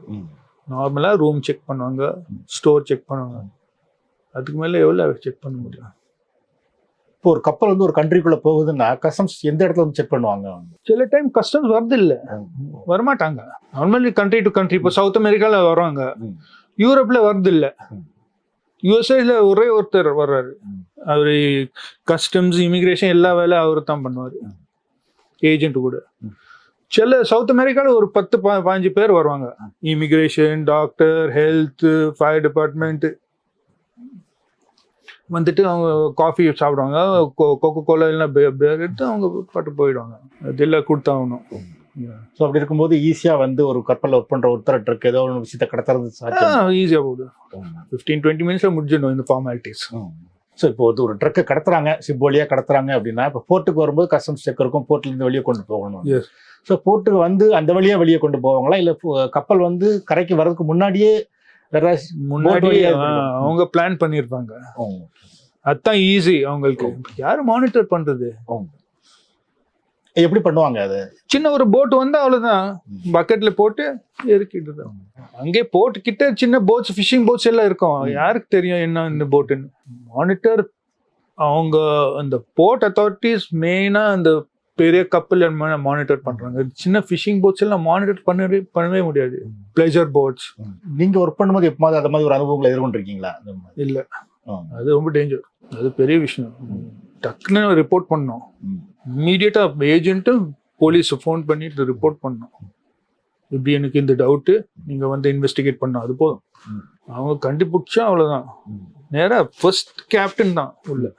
ஆனா நடக்குது இந்த சவுத் அமெரிக்கா யூஎஸ் ரன்ல டெஃபினட்டா நடக்குது. இப்போ அது மாதிரி வந்து இப்போ கடல் பயணங்கள்ல இப்போ சமீப காலங்களில் ஒரு பெரிய ஆபத்து அப்படிங்கிறது இந்த கடற்கொள்ளையர்கள் வந்து குறிப்பாக சோமாலியா அந்த மாதிரி இடங்கள்ல வந்து எப்படி அது நடக்குது?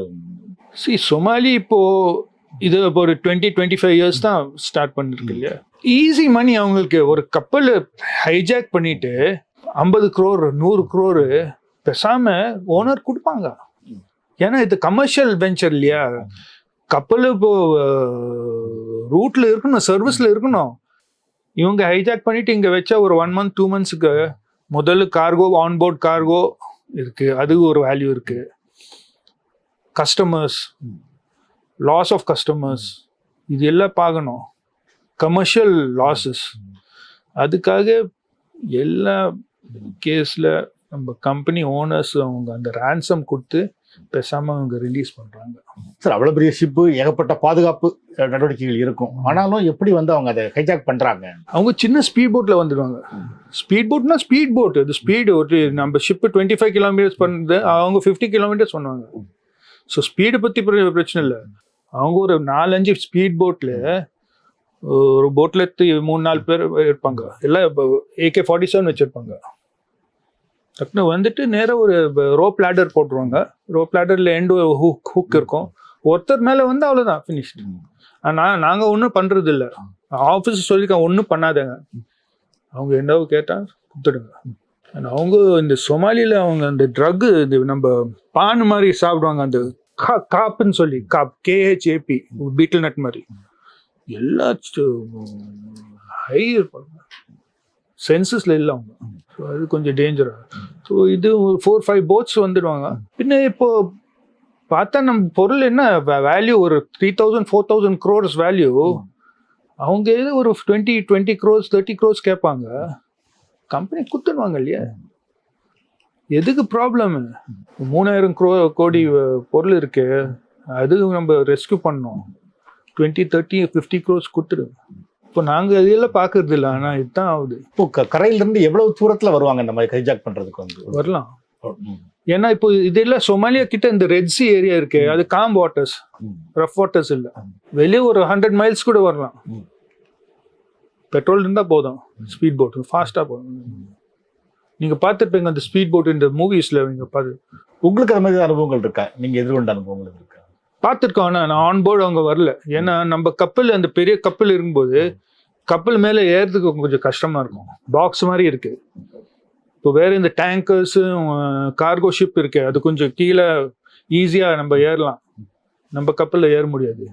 நம்ம கப்பல் ஸ்பீடு கூட இருக்குது, 20லேருந்து நம்ம 30 கிலோமீட்டர்ஸ் கூட பண்ணலாம். அவங்க இந்த சின்ன கப்பல் ஸ்லோ கப்பல் பார்ப்பாங்க. வேற டேங்கர் கப்பல் பார்ப்பாங்க. ஏன்னா டேங்கர் கார்கோ விலை ஜாஸ்தின்னா அவங்க ரேன்சம் ஜாஸ்தி கேட்பாங்க. அது கூட நடக்குது சொமாலி. ஹைஜாக் பண்ணி என்ன பண்ணுவாங்க? கடலை நிறுத்திடுவாங்களா இல்லை கரைக்கு கொண்டு கிட்ட போர்ட் கிட்ட போயிட்டு நம்ம ஆங்கர் பண்ணலாம். ஆங்கர்னா நீங்க பார்த்துருப்பீங்க, ஒரு ஆங்கர் ஃப்ரண்ட்ல, ஷிப் ஃப்ரண்ட்ல ஒரு ஆங்கர் போட்டு அங்கே வெயிட் பண்ணலாம். இப்போ அவங்க நிப்பாட்டிருக்காங்க. நீங்க நேற்று கூட நியூஸ்ல பார்த்துருப்பீங்க, அந்த ஹூத்திஸ் யெமன்ல ஒரு கப்பல் அவங்க ஃபயர் பண்ணியிருக்காங்க. இப்போ நான் கப்பல் ரெட்சிக்கு போகிறது இல்லை, நான் சவுத் ஆஃப்ரிக்கா வழியா போகிறாங்க, லாங் ரூட். யூரோப் போகிறதுக்கு அந்த சுவேஸ் கனால் வழியா போனால் தான் ஷார்ட்டஸ்ட் ரூட்டு. இப்போ போகிறது இல்லை, ஏன்னா பிரச்சனை அங்கே தான் இருக்குது. இப்போ நம்ம shortest route from Asia to யூரோப்னா சுவேஸ் கனால் தெரியும் இல்லையா? ஆனால் சுவேஸ் கனாலுக்கு போகிறதுக்கு அந்த ரூட்டு ரெட் சி வழியாக போனோம். பிரச்சனை எங்கே? இங்கே ரெட் சீல தான் அந்த பிரச்சனை. அதுக்காக அவங்க கம்பெனி இப்போ கப்பல் அனுப்புறது இல்லை, சின்ன கம்பெனி அனுப்புறாங்க. எக்கனாமிக்கலுக்காக சூயஸ் கனால் யூஸ் பண்ணோம். இப்போ சூயஸ் கனால் யூஸ் பண்ணாம சுற்றி போறதா இருந்தால் எவ்வளவு தூரம் கூடுதல் சுற்றி போக வேண்டியிருக்கும்? ஆமா, 10 to 12 days. அவ்வளோ ஃபியூல் எக்ஸ்பென்ஸ், டிலே, கஸ்டமருக்கு டிலே, அந்த காஸ்ட் எல்லாம் கஸ்டமரை நாங்கள் தான் செலவு பண்ணோம். காஸ்ட் நம்மளுக்கு தான் வரும். சோமாலியா பின்ன இந்த ஹூத்தி, இந்த ஈராக் வார், அவங்க எல்லாம் ப்ராப்ளம் ஸ்டார்ட் பண்ணியிருக்காங்க. வேற எங்கெல்லாம் இருக்கு வேர்ல்ட்ல? வேற எங்கெல்லாம் அந்த கடற்படைகள்? இந்த ஹைஜாக்கிங் வெஸ்ட் ஆப்பிரிக்கா, நைஜீரியா கிட்ட, அதுவும் கொஞ்சம் டேஞ்சர். சவுத் அமெரிக்கா, பிரேசில் கிட்ட இருக்கும் அடிக்கடி. ஆனா மெயினா இந்த சோமாலியா, ஆப்பிரிக்கா, நைஜீரியா, அவங்க லேட்டஸ்ட் வெப்பன்ஸ் வச்சிருப்பாங்க. ஏன்னா இப்போ ரான்சம் பணம் இருக்கே, லேட்டஸ்ட் ஸ்பீட் போட். அந்த ஸ்பீட் போட் நீங்க பார்த்து யூஎஸ் சீல்ஸ் யூஸ் பண்றாங்க. அந்த சேம் ஸ்பீட் போட்ஸ் அவங்க இந்த black colour double outboard motor. நாங்கள் இந்த சோமாலியா கிட்ட இருக்கும்போது எனக்கு ஸ்பெஷலாக ரெடார் பார்க்கணும். ஏன்னா ரெடாரில் அந்த டாட் வரும், இங்கே ஒரு சின்ன போட்டு கப்பல். ஆனால் இவங்க முதல்ல இந்த போட்டு இது கொஞ்சம் சைஸ் கொஞ்சம் சின்னதாக இருக்கு, அடிக்கடி வராது, இந்த சிக்னல் வராது. ரெண்டாவது அவங்க அந்த போட்டு மேலே ஒரு ஆஸ்பெஸ்டாஸும் கேன்வஸ் ஒரு கவர் மாதிரி போடுவாங்க. அப்படின்னா அந்த சிக்னல் ரிஃப்ளெக்ட் ஆகுது, நம்ம ரேடாரில் பார்க்க முடியாது. அந்த அளவுக்கு அவங்க பண்றாங்க.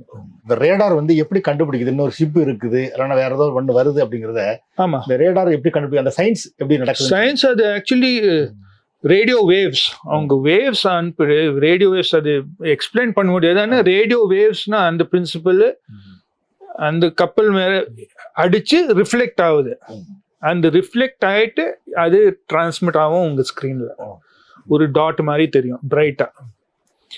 அதே மாதிரி கீழே எவ்வளோ தண்ணி கீழே இருக்குன்னு அதுவும் ஒரு லாக் இருக்கு, டாப்லர் லாக், அதுவும் ஒரு சென்சர். டக்குன்னு வேவ் சிக்னல் அனுப்பி எவ்வளோ கிரவுண்ட் வரைக்கும் பின்ன வந்து அந்த டைமை கால்குலேட் பண்ணிட்டு என்ன டெப்த்துன்னு கரெக்டாக கண்டுபிடிக்கும். இதெல்லாம் radar technology and Doppler technology. அப்படி பார்த்தீங்கன்னா நீங்க டிராவல் பண்ணதுல ரொம்ப ஆழமான பகுதினா எது? Deepest is middle of the Pacific Ocean, approximately 5 kilometers deep. அது வரைக்கும் நம்ம போயிட்டு இருக்கோம். நம்மளுக்கு தெரியல எவ்வளோன்னு கீழே அப்படின்னு. இப்போ போட்டு கிட்ட வரும்போது அப்போதான் நாங்கள் இந்த மெஷின் ஆன் பண்ணிட்டு நம்மளுக்கு கண்டினியூஸாக தெரியணும் என்ன எவ்வளோ தண்ணி கீழே இருக்கணும். இல்லைன்னா ஷிப்பு கிரவுண்ட் ஆகிடும். கிரவுண்ட் ஆகுனா எப்படி எடுக்கிறதுக்கு? இந்த டக் போட் கூப்பிட்டு ரிமூவ் பண்ணோம், பெரிய செலவு, ரிப்பேர் ஆகும். அதுக்காக கண்டினியூஸாக போர்ட்டில் வரும்போது இந்த டெப்த் கண்டினியூஸாக மானிட்டர் பண்ணும். இப்போ ஷிப்பு வந்து ஒரு இதுக்கு போர்ட்டுக்கு வருதுன்னா எவ்வளவு டெப்த் வரைக்கும் இருக்கலாம்? எக்ஸாம்பிளுக்காக நம்ம ஷிப் டெப்த் ஒரு 10 மீட்டர்ஸ். 10 மீட்டர்ஸ்னா அடியில் இப்போ அந்த சேஃபாக போகிறதுக்கு கீழே ஒரு 13 to 14 மீட்டர்ஸ் தண்ணி இருக்கணும். 10 ப்ளஸ் ஒரு சின்ன கேப் 3 மீட்டர்ஸ் கேப்னா ஷிப் இப்போ மூவ் பண்ணும்போது அது கொஞ்சம் கீழே போகுது, அதுக்காக அந்த கேப்பு ரெடியூஸ் ஆகிடும். 10 மீட்டர்ஸ்னா ஒரு 11.5 மீட்டர்ஸ் ஆகிடும். ஏன்னா கீழே மூவ்மெண்ட்டாக கீழே போகணும். அதுக்காக டெப்த்து ஒரு 13 to 14 மீட்டர்ஸ் வச்சு ஆகணும் சேஃபாக. போட்டு வரைச்ச முன்னே நான் இந்த சார்ட் எல்லாம் நான் செக் பண்ணோம், படிக்கணும் எப்படின்னு கரெக்டாக இருக்குது, சேஃபாக இருக்கான்னு. சேஃபாக இல்லை, தண்ணி சரியா இல்லை, தண்ணி இந்த டைடு இல்லைன்னா டக்குன்னு மெசேஜ் அனுப்பணும், வர முடியாது நாளுக்கு, சாரி ஹை டைடு மாற்றிடுங்க, இல்லைன்னா போட்டே மாற்றிடுங்க. ஏன்னா சேஃப்டி ஃபர்ஸ்ட். அவர் இந்த செகண்ட் ஆஃபீஸர் எனக்கு சொல்லி வைப்பார், சார் இந்த we have this problem, this weather, இது சொல்லி வைப்பார். நான் செக் பண்ணுறேன். செக் பண்ணி ஆகணும், ஒரு 15-20 மினிட்ஸில் முடிச்சிடலாம். ப்ராக்டிசஸ் இருக்குது, செக்லிஸ்ட் இருக்குது, வாட்சில் எல்லாத்த லாக் பண்ணோம். Every minute watch 4 hours log பண்ணோம். என்ன பண்ணியிருக்கோ, பொசிஷன்னு, வெதர் எப்படி, ரெயின், ப்ரெஷர், டெம்பரேச்சர் எல்லாத்த லாக் பண்ணோம். ஏன்னா இப்போ ஏதோ பிரச்சனை இருந்தால், இன்வெஸ்டிகேஷன் இருந்தால் எல்லாம் இருக்கு, எழுதி வச்சுருக்கோம். Temperature, what is the position, அதுதான் அவங்க பார்ப்பாங்க. Log book. ஃப்ளைட்டில் கூட அவங்க பைலட்ஸ் எல்லாம் லாக் புக் மெயின்டைன் பண்ணுறாங்க. எல்லோரும் லாக் புக்ஸ் மெயின்டைன் பண்ணி ஆகணும். அதுக்காக டெய்லி நாங்கள் மெசேஜ் அனுப்புகிறோம். ஆஃப்டர்நூன் என்ன எவ்வளோ டிஸ்டன்ஸ் பண்ணியிருக்கோம், எப்போ ரீச் ஆகும், எவ்வளோ ஃபியூவல் இருக்குது மிச்சம், எவ்வளோ ஃப்ரெஷ் வாட்டரும் இம்பார்ட்டன்ட் சீஸ் பொருள். ஏன்னா ஃப்ரெஷ் வாட்டர் நாங்கள் ஆன்போர்ட் பண்ணோம், நம்ம ஆக்வாகார்ட் மாதிரி. பேசஞ்சர் ஷிப்புக்கும் கண்டெய்னர் ஷிப்புக்கும் என்ன வித்தியாசம் இருக்கும்? இப்போ கண்டெய்னர் ரெண்டுமே கார்கோ. என்ன container ship cargo, container. Passenger ship cargo என்ன பேசஞ்சர்ஸ். பேசஞ்சர் ஷிப்ஸ் கொஞ்சம் கஷ்டம் வேலை, ஏன்னா அவங்க கொஞ்சம் டிமாண்டிங்காக இருப்பாங்க, அவங்க இப்போ செலவு பண்ணியிருக்காங்க. எக்ஸாம்பிள் 2000 பேசஞ்சர் ஷிப்ஸ் இருந்தால், இந்த 2000 passengers on board, 1000 crew members minimum இருப்பாங்க. சில கம்பெனிஸ், நார்வேஜியன் கம்பெனியில் maybe 1300 crew members for 2000 passengers. Management of passenger ship அது கம்ப்ளீட் டிஃப்ரெண்ட். இது கண்டெய்னர்ஸ் கார்கோ லோட் பண்ணிட்டு கொஞ்சம் சேஃபாக பாருங்க, எப்படி லேஷிங்கில் சரியா இருக்கு, ஓகே டிஸ்சார்ஜ் பண்ணுங்க. அதுவும் பின்ன passenger ship daily port, everyday port, night time sailing, morning port. அவங்க அப்படியே ரூட் அவங்க பிளான் பண்ணியிருப்பாங்க. USC, Florida, Miami to Bahamas to daily one day அவங்க பிளான் பண்ணியிருப்பாங்க. ஏன்னா பேசஞ்சர்ஸ் அவங்களுக்கு சைட் சீயிங் போனோம், அதுக்காக மார்னிங் டாக்கிங், ஈவினிங் அவுட். ஷிப்புனாலே வந்து நம்மளுக்கு ஒரு மறக்க முடியாத விஷயங்கிறது டைட்டானிக் ஷிப் தான். ஒரு படமாக கூட வந்து ரொம்ப பாப்புலர் ஆச்சு. இப்போ அந்த மாதிரி வாய்ப்புகள் இருக்கா? இப்போ அந்த மாதிரி குடித்து ஒரு சான்ஸ் இருக்கு. என்ன ஆயிடுச்சுன்னா டைட்டானிக் இப்போ ஐஸ்பர்க் தட்டி ஷிப் சைடில் ஹோல் வந்தது. அதே மாதிரி இப்போ கூட ஆகும்.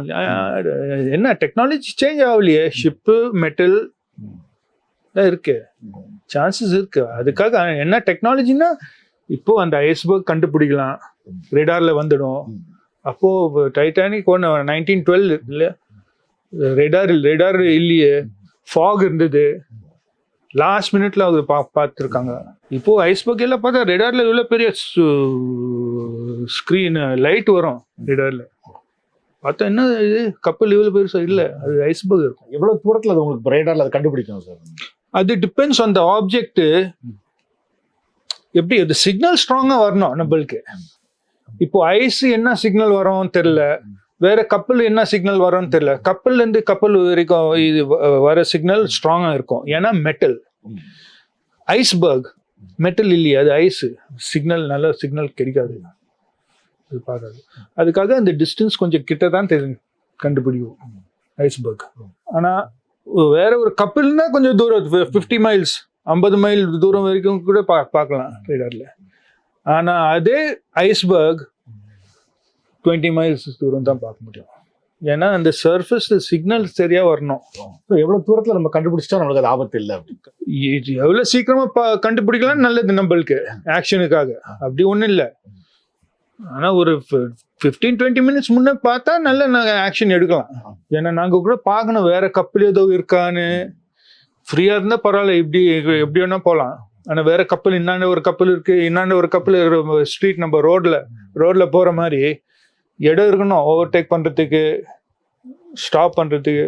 அதுக்காக பார்க்கணும், அதுக்காக டைம் தேவைப்படும். இந்த ரேடார் சொன்னீங்களா சார், இந்த ரேடார் வந்து 360 டிகிரில எல்லா சைடும் அனுப்பப்படுமா? 360 டிகிரிஸ் மேல இருக்கு, மேல நம்ம பிரிட்ஜ் இருக்கு, நேவிகேஷன் அதுக்கு மேல இருக்கும் மேக்ஸிமம். அப்போனா ஒரு ஒப்ஸ்ட்ரக்ஷன் ஒன்றும் இல்லை, ஃபுல் ரவுண்டா கண்டினியூஸா ரேடார் ஆன் ஆகும் 24/7. ரெண்டு ரேடார் ஆன் ஆகும். இந்த கப்பல்ல போகும்போது வந்து ரொம்ப காலம் நீங்க ஒரு மாசம் 2 மாசம் கப்பல்லே இருப்பீங்க வந்து. ஸோ அப்போ இந்த ஹோம் சிக் மாதிரி ப்ராப்ளங்கள் இருக்குமா? இல்லை, ஹோம் சிக் முந்தி இருந்து சின்ன இருக்கும்போது. இப்போ நான் சொன்னேன், இப்போ வீடியோ கால் எல்லாம் பண்ணல. வீட்டில் ஒரு 3 times 4 times நான் பேசுகிறேன், மனைவி பசங்கள்கிட்ட 3-4 கால்ஸ் டெய்லி பண்ணுறோம். அந்த ப்ராப்ளம் ஒன்றும் இல்லை. இன்டர்நெட் இருக்கு, நெட்ஃப்ளிக்ஸ் எல்லாம் கிடைக்காது இப்போ. அது வரும், அது வந்துடும் ஒரு நெக்ஸ்ட் 5 yearsல வந்துடும். ஏன்னா சேட்டலைட் காஸ்ட், ப்ராட்பேண்ட் காஸ்ட் கொஞ்சம் ஜாஸ்தியாக இருக்கு. ஆனால் வி கேன் டவுன்லோட், யூடியூப் எல்லாம் இருக்கு. ஸோ ப்ராப்ளம் ஒன்றும் இல்லை, என்டர்டெயின்மெண்ட்டுக்காக ப்ராப்ளம் இல்லை. முந்தி கொஞ்சம் கஷ்டமா இருந்தது கம்யூனிகேஷன். இப்போ செலவு கூட இல்லை ஃபோன் பண்ணுறதுக்கு, வீட்டில் ஃபேமிலியோட பேசும்போது. இப்போ ஷிப்பில் உங்களுக்கு இன்டர்நெட் வந்து நல்ல இதாக இருக்கும். அவ்வளோ ஃபாஸ்ட்டாக இருக்காது, பார்த்தா அவங்க ஒரு மேக்ஸிமம் 40 Mbps கிடைக்கும். அது delivered speed maybe 20 Mbps less. அது பரவாயில்ல நம்மளுக்கு, ஏன்னா எல்லாம் சேட்டலைட்ல வருது. காஸ்ட் கம்பெனி ஒரு கப்பலுக்கு ஒரு 4 lakhs செலவு பண்றாங்க ஒரு கப்பலுக்கு இன்டர்நெட் கொடுக்கறதுக்கு. 4 lakhs a month. இப்போ இங்க நம்மளுக்கு லேண்ட்ல வந்து டவர் வச்சிருக்காங்க வந்து. ஆமா, இதுக்காக. அது டவர் இல்லையே, அதுதான் சேட்டலைட். டவர் இல்லாம சேட்டலைட் இருப்பாங்க. ஸோ அதை ரிசீவ் பண்றதுக்கு கப்பல் எதுவும் இருக்கும்? கப்பல்ல ரிசீவர் இருக்கு. எப்படி நம்ம ஷோரு இங்க, இப்போ நம்ம உங்க ஸ்டூடியோல இருந்து நீங்க டைரக்டா சேட்டலைட் பீம் கொடுக்குறீங்க, அதே பீம் நம்ம கப்பலுக்கு வருது. யூடியூப் டவர் இல்லை, டவர் இடத்துல சேட்டலைட். ஒர்க் டைம் போக என்டர்டைன்மெண்ட்ங்கிறது உங்களுக்கு என்னது ஷிப்ல? இதே தான் என்டர்டைன்மெண்ட். நம்ம பார்ட்டிஸ் நார்மலி இப்போ வீக்கெண்ட்ல ஒரு பார்ட்டி வைக்கிறது, சாட்டர்டே பார்பிக்யூ பார்ட்டி. நார்மலா பிக்சர்ஸ், அவங்க பிக்சர்ஸ் பார்த்துனே இருப்பாங்க க்ரூ மெம்பர்ஸ். இப்போ நம்ம என்டர்டைன்மெண்ட், இன்டர்நெட் இருந்தா என்டர்டைன்மெண்ட் இருக்கு. முன்னாடி வந்து இப்போ கேசட் வச்சு படங்கள் ஆமா, அது போயிட்டு பார்ல குடிக்கிறது. இப்போ எல்லாரும் குடிக்கிறது இல்லை. இப்போ நம்ம கம்பெனில பியர் மட்டும் வைக்கிறாங்க, மற்ற கம்பெனில ஆல்கஹாலே வைக்கிறது இல்லை, ஒன்லி சாஃப்ட் ட்ரிங்க்ஸ். ரூல்ஸ் இருக்கு. இப்போ ஒரு உங்க வாட்ச் 4 hours முன்னே நீங்க ஒரே ஒரு பியர் சாப்பிட முடியும், ஒரு கேன். 7 hours முன்னே 2 cans, 10 hours முன்னே 3 cans. அது மேல ஜாஸ்தி சாப்பிடக்கூடாது. எப்போனா நான் டெஸ்ட் பண்ணிட்டு நான் பண்ணி ஆகணும், பண்ணிட்டு லாக் பண்ணணும். இப்போ அதிகமாக ஒருத்தர் சாப்பிட்டாருன்னா என்ன ஆகும்? நார்மலாக ஒரு வார்னிங் கொடுக்கலாம், பட் ஆக்சுவலி கம்பெனி ரூல்ஸ்னு ரிப்போர்ட் பண்ணி அவங்க சாக் பண்ணுவாங்க, அவங்க ரிமூவ் பண்ணுவாங்க. ஏன்னா it's no alcohol policy, no drugs, no alcohol. Drug and alcohol policy எல்லா கம்பெனிலையும், உங்கள் கம்பெனியில் கூட அவங்க ரொம்ப ஸ்ட்ரிக்டாக இருப்பாங்க. நீங்கள் ஒரு ட்ரக் அண்ட் ஆல்கோஹால் பாலிசி வச்சுருப்பீங்க, நார்மலி இது 0 டாலரன்ஸ். உடனே நான் ரிப்போர்ட் பண்ணிடுவேன். பார்ட்டியில் கூட நாங்கள் லிமிட் பண்ணிட்டு குடிப்பேன். உங்கள் ஷிப்பில் எவ்வளோ கார் ஏற்றலாம்? நம்ம பெரிய பெரிய ஷிப் 6500, 6500 ஸ்டாண்டர்ட் டொயோட்டா கொரோலா, அவங்க அந்த கேல்குலேஷனில் எடுத்துடுவாங்க. பட் நார்மலாக ஃபுல் லோடு எடுத்தால் ஒரு 5000 கார்ஸ் இருக்கும். ஏன்னா அடிக்கடி எஸ்யூவி இருக்கும், மினி பஸ் இருக்கும், அது கொஞ்சம் ஏரியா ஜாஸ்தி எடுக்கும் இல்லையா, அதுக்காக அந்த நம்பர் ஒரு 5000 இருக்கும். பட் ஸ்டாண்டர்ட் டொயோட்டா கார் இல்லைன்னா நம்ம சின்ன வர்னா மாதிரி ஒரு வண்டி எடுத்தால் ஒரு 6500 எடுக்கலாம். 12 டெக் இருக்கு. முதல் டிரைவர்ஸ் இருக்காங்க, அவங்க யார்ட்லேருந்து கப்பலுக்கு கொண்டு வராங்க. பார்க்கிங்காக அவங்க வேற டிரைவர்ஸும் லேஷர்ஸ் இருப்பாங்க, அவங்க கரெக்டாக கைடன்ஸ் கொடுத்து மேக்ஸிமம் 6 inches கேப் இருக்கக்கூடாது, 6 inches மேலே இருக்கக்கூடாது. ப்ரிசிஷன் பார்க்கிங் அதில் ஜாப்பனீஸும் சைனீஸ் நீங்கள் பார்க்கணும், ஃபர்ஸ்ட் கிளாஸாக பார்ப்போம். ஆக்சிடென்ட் இல்லாமல் கரெக்டாக ஒரே ரிவர்ஸில் அவங்க ஏதோ சிக்னல் ஏதோ வச்சுருப்பாங்க, பண்ணிட்டு பார்த்தா இவ்வளோ கேப் இருக்கும். இப்போ மேக்ஸிமம் இங்கேருந்து நீங்கள் என்ன கொண்டு போகிறீங்க, அது மாதிரி அங்கேருந்து ரிட்டர்ன் வரும்போது மேக்ஸிமம் என்ன கொண்டு வரீங்க? சில டைம் காலியாக வரும். ஏன்னா இப்போது Japan to USA Japan export பண்ணுறாங்க யூஎஸ்க்கு, ஆனால் யூஎஸ் ஜப்பானுக்கு எக்ஸ்போர்ட் பண்ணுறது இல்லையே, ஒன்றுமே இல்லை. அப்போ காலியாக வரணும். இல்லைன்னா சின்ன ஒரு கன்சைன்மெண்ட் கிடைப்பாங்க, யூஎஸ்ஏ லோட் பண்ணி சென்ட்ரல் அமெரிக்காவில் ட்ராப் டிஸ்சார்ஜ் பண்ணிவிட்டு பின்ன அதுக்கப்புறம் காலியாக ஜப்பானுக்கு வந்துடுவாங்க. ஸோ அப்படி காலியாக வந்தீங்கன்னா உங்களுக்கு ரொம்ப லாஸாக இருக்கும், வெயிட் பண்ணுவீங்களா ஏதாவது கிடைக்கும்? அவங்க இது கேல்குலேஷன் போட்டிருப்பாங்க, அதில் காஸ்டிங்கில் பண்ணியிருப்பாங்க. ஏன்னா ஃபியூவல் நீங்கள் கரெக்டாக சொல்லியிருக்காங்க, அது ஃபியூவல் காஸ்ட் இருக்கும், வண்டி இருந்தால் எல்லாமே அது அவங்க காஸ்ட் பண்ணியிருப்பாங்க. நீங்கள் இல்லைன்னா செட்டபில் வெயிட் பண்ணுவீங்களா அந்த மாதிரி? இப்போ ஒரு லோடு வர்றதுக்காக வெயிட் பண்ணுறது அந்த மாதிரி? ஏன்னா அந்த கமர்ஷியலி யூஎஸ்ஏலேருந்து அவங்க எக்ஸ்போர்ட் பண்ணுறது இல்லையா ஜப்பானுக்கு, கார்கோ இல்லை. அப்போ எப்படி வெயிட் எதுக்கு? யூஎஸ்ஏ டு மிடில் ஈஸ்ட் சரி, அப்போ வெயிட் பண்ணலாம். ஆனால் இப்போ காசு வேற ஜப்பானில் அவங்க கூப்பிடுறாங்க, சீக்கிரமாக வந்துடுங்க, இங்கே கார்கோ இருக்கே, டக்குன்னு வந்துடும். ஏன்னா யூஎஸ்ஏ டு ஜப்பான் ஒரு 1 month ஆகும். இங்கே ஜப்பானில் கார்கோ ரெடியாக இருக்கு லோட் பண்ணுறதுக்கு, டக்குன்னு ஜப்பான் வந்து லோட் பண்ணி திருப்பி வந்துடுங்க. எல்லாம் கமர்ஷியல். அது commercial department, trade department, marketing department, அவங்க இது எல்லாம் பண்ணுறாங்க இதே வேலை. இப்போ நீங்கள் ஒர்க் பண்ணுற கம்பெனி என்ன கம்பெனி, அவங்ககிட்ட எவ்வளோ ஷிப் இருக்குது, அந்த மாதிரி விஷயங்கள் சொல்ல முடியும்? இப்போ என் கம்பெனி பேர் NYK. நீங்கள் இந்த கண்டெய்னர்ஸ் பார்த்துருப்பீங்க, ப்ளூ கண்டெய்னர்ஸ், NYK. ஓகே, நிப்பான் யூசன் கைஷா. ஜப்பானில் 2வது செகண்ட் பிகெஸ்ட். ஜப்பானில் 3 பெரிய கம்பெனி இருக்கு. முதல்ல MOL, மிட்சுயி OSK.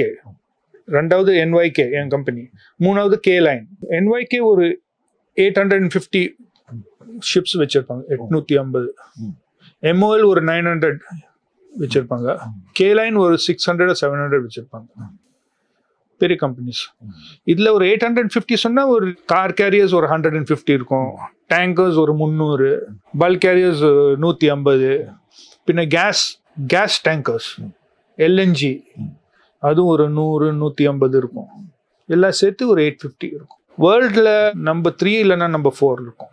பிக்கஸ்ட் கம்பெனிங்கிறது எது வேர்ல்டில்? பிகெஸ்ட்னா கண்டெய்னர் கம்பெனி பார்த்தா 3 கம்பெனி இருக்கு. MSC ஒன்று, மெடிட்ரேனியன் ஷிப்பிங் கம்பெனி. பின்ன மர்ஸ்க், ஒரு நீலம் கண்டெய்னர்ஸ் நீங்கள் பார்த்துருப்போம், MERSK மர்ஸ்க். அது பின்ன CMA CGM, இது 3 பிகெஸ்ட். பின்ன இங்கே நம்ம எவர் கிரீன் இருக்கு தைவானில், சைனா ஓஷன், எல்லாம் பிக் கம்பெனிஸ். ஸோ அவங்ககிட்ட எவ்வளோ ஷிப் இருக்கும் ஒரு பெரிய நம்பர் 1 இடத்துல இருக்கிறவங்ககிட்ட? அதே ஆல் அரௌண்ட் 1000 மேக்ஸிமம். நம்ம கரெக்டாக சொல்ல முடியாது. ஏன்னா இப்போ கம்பெனி நீங்கள் கேட்குறாங்க விச் இஸ் த பிக்கெஸ்ட் கம்பெனினா, நீங்கள் எப்படி கேட்குறாங்க, ஓனர்ஷிப்பா சார்ட்டர்ட் ஷிப்பா எப்படி? ஓனர் இந்த மர்ஸ்க்கு பெரிய கம்பெனி, ஆனால் ஆக்சுவலி அவங்க நம்பர் 1 இல்லை. ஏன்னா அவங்க சொந்த ஷிப்பு ஒரு 500 தான் வச்சுருப்பாங்க, மற்ற 500 அவங்க சார்ட்டர் பண்ணியிருக்காங்க. சொல்ல முடியாது யார் ஓனர்னு. அவங்க மேனேஜ் பண்றாங்க 1000 ஷிப்ஸ், ஆனா ஆக்சுவலி அவங்க ஓனர்ஸ் 500 ஷிப்ஸ் தான். சொல்ல முடியாது. ஆனா நம்ம ஜப்பான், என் கம்பெனி 850 அவங்க சொந்த வச்சிருக்காங்க, சொந்த ஷிப்ஸ் 850. ஒரு ஷிப் எந்த கண்ட்ரில அதிகம் மேனுஃபேக்சர் பண்றாங்க? ஆக்சுவலி நாங்க மெயினா காஸ்ட் செக் பண்ணோம். அந்த காஸ்ட்ல நம்பர் 1 சைனா. எல்லாருக்கும் தெரியும், manufacturing number 1 China. World wide ஒரு 60 or 70%, 60% சைனால தான் நியூ பில்டிங்ஸ் ஆகுது. கம்பீட் பண்ண முடியாது. அவங்க டெலிவரி டைம் கூட ஒரு 2-3 monthsல ஷிப் பண்ணிடுவாங்க. புது ஷிப் 2-3 monthsல பண்ணிடுவாங்க. நார்மலா 1 year எடுக்கும், அவங்க 2-3 months 4 monthsல கொடுத்துடுவாங்க. எவ்வளவு ஒரு லைஃப் டைம், என்ன ஒரு ஷிப்போட லைஃப் டைம்ங்கிறது? அதுவும் நாங்க பார்க்கணும் என்ன கார்கோன்னு. இப்போ இந்த பல்க் கேரியர்ஸ் பார்த்தா அவங்க கார்கோ கொஞ்சம் டர்ட்டியா இருக்கும், ஸ்கிராப் மெட்டல். அப்போனா அந்த ஷிப்போட லைஃப் கொஞ்சம் கம்மியா இருக்கும், 15 to 20 years. ஆனால் இப்போ gas carriers, LNG, liquefied natural gas, petroleum gas, clean cargo, அவங்க அந்த ஷிப்ஸ் லைஃப் 35-40 years கூட இருக்கும், 35-40 வருஷம் வரைக்கும். ஏன்னா அந்த வேர் அண்ட் டேர் அவ்வளோ இருக்காது. Tank, clean cargo. இங்கே பல்க் கேரியர் பார்த்தா ஸ்கிராப் மெட்டலு, அயன் ஓரு, கல், பேப்பர் ரோல், மெட்டல். அப்போனா இந்த லைஃப் கொஞ்சம் கம்மியாக இருக்கும். அதெல்லாம் இப்போ கார்கோ மேலே. நம்ம கார் கேரியர்ஸ் இருக்காது, கொஞ்சம் கிளீன் கார்கோ ஒரு 25 to 30 years. நீங்க ஷிப் கம்பெனி பத்தி சொன்னீங்க சார். இந்தியன் கம்பெனிஸ் இருக்காங்களா? இந்தியாவில் யார் பிக்கஸ்ட் கம்பெனி? இந்தியாவில் நம்ம கவர்மெண்ட் கம்பெனிஸ் இருக்கு, SCI shipping corporation of India. பிரைவேட்ல நீங்க கேட்டுருப்பீங்க, கிரேட் ஈஸ்டர்ன், அது நம்பர் 1. மற்ற பிரைவேட் கம்பெனிஸ் எல்லாம் மூடிட்டாங்க. அவங்க இங்கே நம்ம சென்னையில் சவுத் இந்தியா ஷிப்பிங் கம்பெனி இருந்தது, பூம்பார் ஷிப்பிங் கம்பெனி, பின்ன இந்தியா சிமெண்ட்ஸ், அவங்க இப்போ எல்லாம் மூடிட்டாங்க. இந்தியா சிமெண்ட்ஸ் கூட அவங்க சொந்த கப்பல் வச்சுருந்தாங்க, சிமெண்ட்டுக்கு டியூட்டிகோரனுக்கு வந்திருந்தாங்க. பின்ன சிந்தியா மூடிட்டாங்க. இப்போ Great Eastern, Shipping Corporation India, 2-3 company, ஜாஸ்தி இல்லை. புது ஒரு ஷிப் கம்பெனி ரன் பண்றதுல இருக்கிற சேலஞ்சஸ் என்ன? சேலஞ்சஸ் நிறைய சேலஞ்சஸ் இருக்கு ஷிப்பிங்ல. எல்லாத்துல சேலஞ்ச், ஒரு ஸ்ட்ரெஸ் இருக்கும். ஷிப்ஸ் பார்த்தா எல்லா ஷிப்பு கொஞ்சம் டிஃப்ரென்ஸ் இருக்கும். ஹாண்டா சிட்டி மாடல் வாங்குறீங்க, ஒரு ஹாண்டா சிட்டி மாடல் வந்து எல்லா ஹாண்டா சிட்டி மாடல் சேமா இருக்கும், ஷிப்ல இருக்காது. அந்த ஹாண்டா சிட்டி ஷிப் இருந்தா இந்த எல்லா மாடல்ல ஒரு சின்ன சேஞ்ச் இருக்கும். ஒரு ஷிப்புக்கு இன்னொரு ஷிப்புக்கு கொஞ்சம் சின்ன சேஞ்ச் இருக்கும். எல்லா பேப்பர்ல பார்த்தா எல்லாம் சரியா சேம் என்ஜின், சேம் ஸ்பெசிஃபிகேஷன். ஆனா ஏதோ ஒரு ஸ்பெஷல் ப்ராப்ளம் இருக்கும், ஒரு மெஷின் சரியா இருக்காது. ஆனா மாடல் எல்லாம் பார்த்தா, பேப்பர்ல பார்த்தா எல்லாம் சேம், ஸ்பெசிஃபிகேஷன் சேம். அது மெயின் சேலஞ்ச். பின்ன எமர்ஜென்சியில் நம்ம மிடில் ஆஃப் த ஓஷன் ஏதோ ப்ராப்ளம் இருந்தா எப்படி நம்ம ஸ்பேஸில் எப்படி கப்பலில் கொண்டு போகலாம். இப்போ அவங்க ட்ரோன் டெக்னாலஜி பார்த்துருக்காங்க. ட்ரோன்ல அனுப்புறாங்க ஸ்பேஸ். ஒரு ட்ரோன்ல எவ்வளவு தூரம் வரைக்கும் எப்படி அனுப்ப முடியும்? அதுவும் லிமிட். ஐ திங்க் ஒரு 100 miles வரைக்கும். மிடில் ஓஷன் பண்ண முடியாது, ஆனா ஸ்டார்ட் பண்ணியிருக்காங்க. அதுவும் டெக்னாலஜி வந்துடும். இப்போ ட்ரோன்ல அவங்க ஸ்பேர் பார்ட்ஸ் டெலிவர் பண்றாங்க. இப்போ கப்பல்ல போகும்போது நம்மளுக்கு வேற ஏதாவது உடல்நிலைக்கு சரியில்லாம வந்துடலாம் வந்து. ஸோ அந்த மாதிரி வந்ததுன்னா எதுக்கான நார்மலா ரேடியோ மெடிக்கல் அட்வைஸ், ஃபோன்ல அட்வைஸ் எடுக்கலாம். இப்போ நம்ம கம்பெனி டாக்டர்ஸ் இருக்காங்க, இந்தியாவில் இருக்காங்க, சிங்கப்பூர்ல இருக்காங்க, பிலிப்பீன்ஸ்ல இருக்காங்க. முதல்ல ஃபோன் பண்ணலாம். ஷிப்பில் நாங்கள் ஸ்டாண்டர்ட் மெடிசின் சப்ளை வச்சுருக்கோம். ஒரு இந்த ஸ்கேலு 1Aன்னு சொல்கிறாங்க. அதில் இந்த நார்மல் இல்னஸுக்கு மெடிசின்ஸ் எல்லாம், ஆன்டிபயோட்டிக்ஸ், பெயின் கில்லர்ஸ், ஸ்லீப்பிங் எல்லாம் இருக்கும். ஸோ அது ப்ரிஸ்கிரைப் பண்ணிவிட்டு அதை ப்ரிஸ்கிரைப் பண்ணலாம். இதெல்லாம் சின்ன சிக்னஸுக்காக.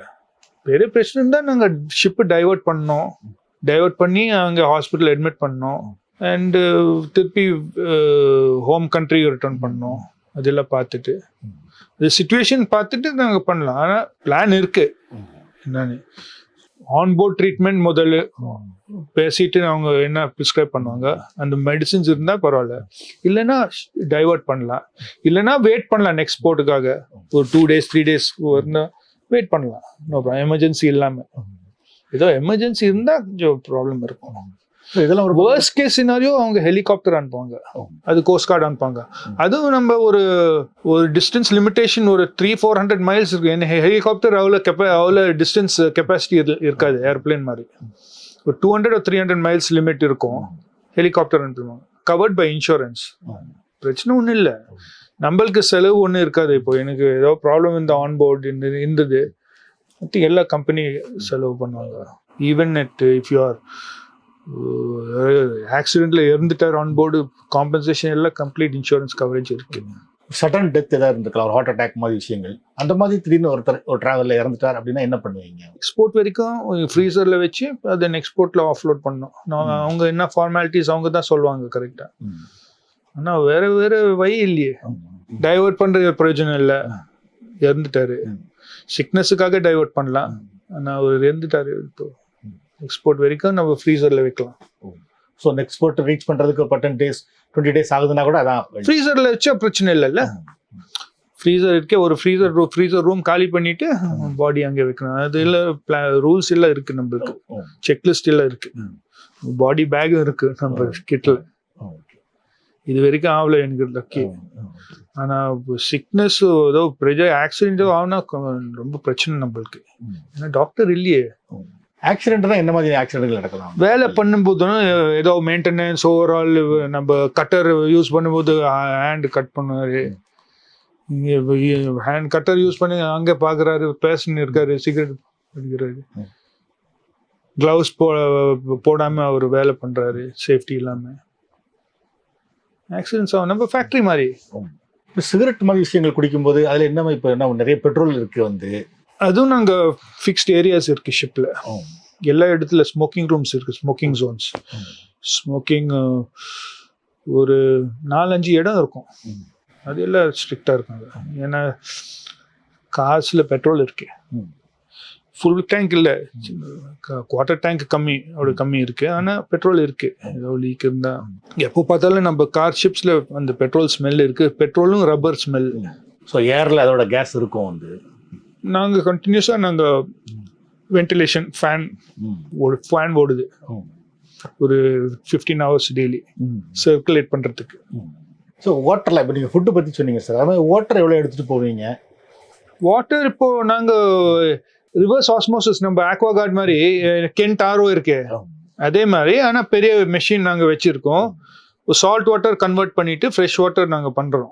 எக்ஸாம்பிளுக்காக டெய்லி கன்சம்ஷன் ஒரு கப்பில் ஒரு 6 to 10 tons கன்சம்ஷன்.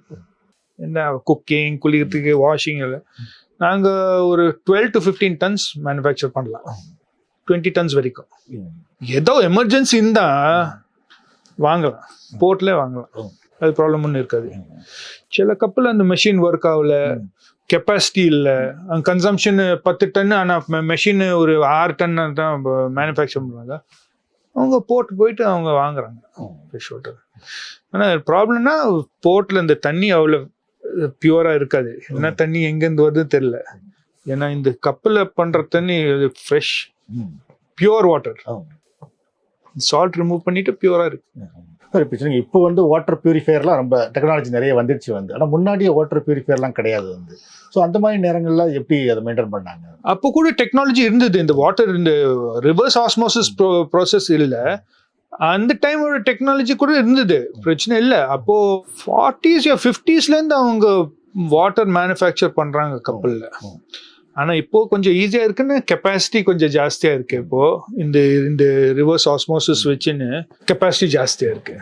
அப்போ கொஞ்சம் கேர்ஃபுல்லாக இருக்கணும். சில டைமில் வாட்டர் ரேஷனிங் வச்சுருப்பாங்க, only alternate days water or fixed hours water rationing ஆகிருக்கும். ஸோ நீங்கள் ஜப்பான் கம்பெனிங்கிறதால கேட்குறேன் வந்து, ஜப்பான்னாலே பொதுவாக சுனாமி அப்படிங்கிறது ரொம்ப ஒரு பாப்புலரான விஷயம் வந்து.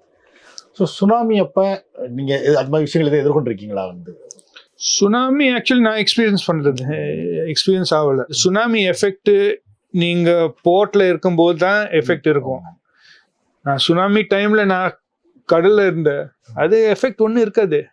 ஸோ அந்த டைமில் கடல் எப்படி இருக்கும்? கடல்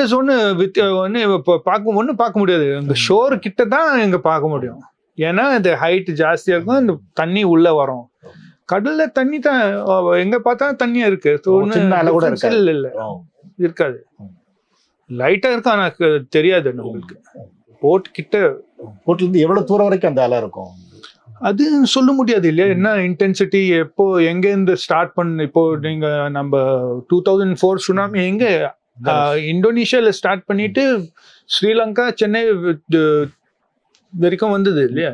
அங்கே இந்தோனேஷியாவில் எப்படி எஃபெக்ட் ஆயிருக்கும், இங்கே எவ்வளோ எஃபெக்ட் இருந்தது.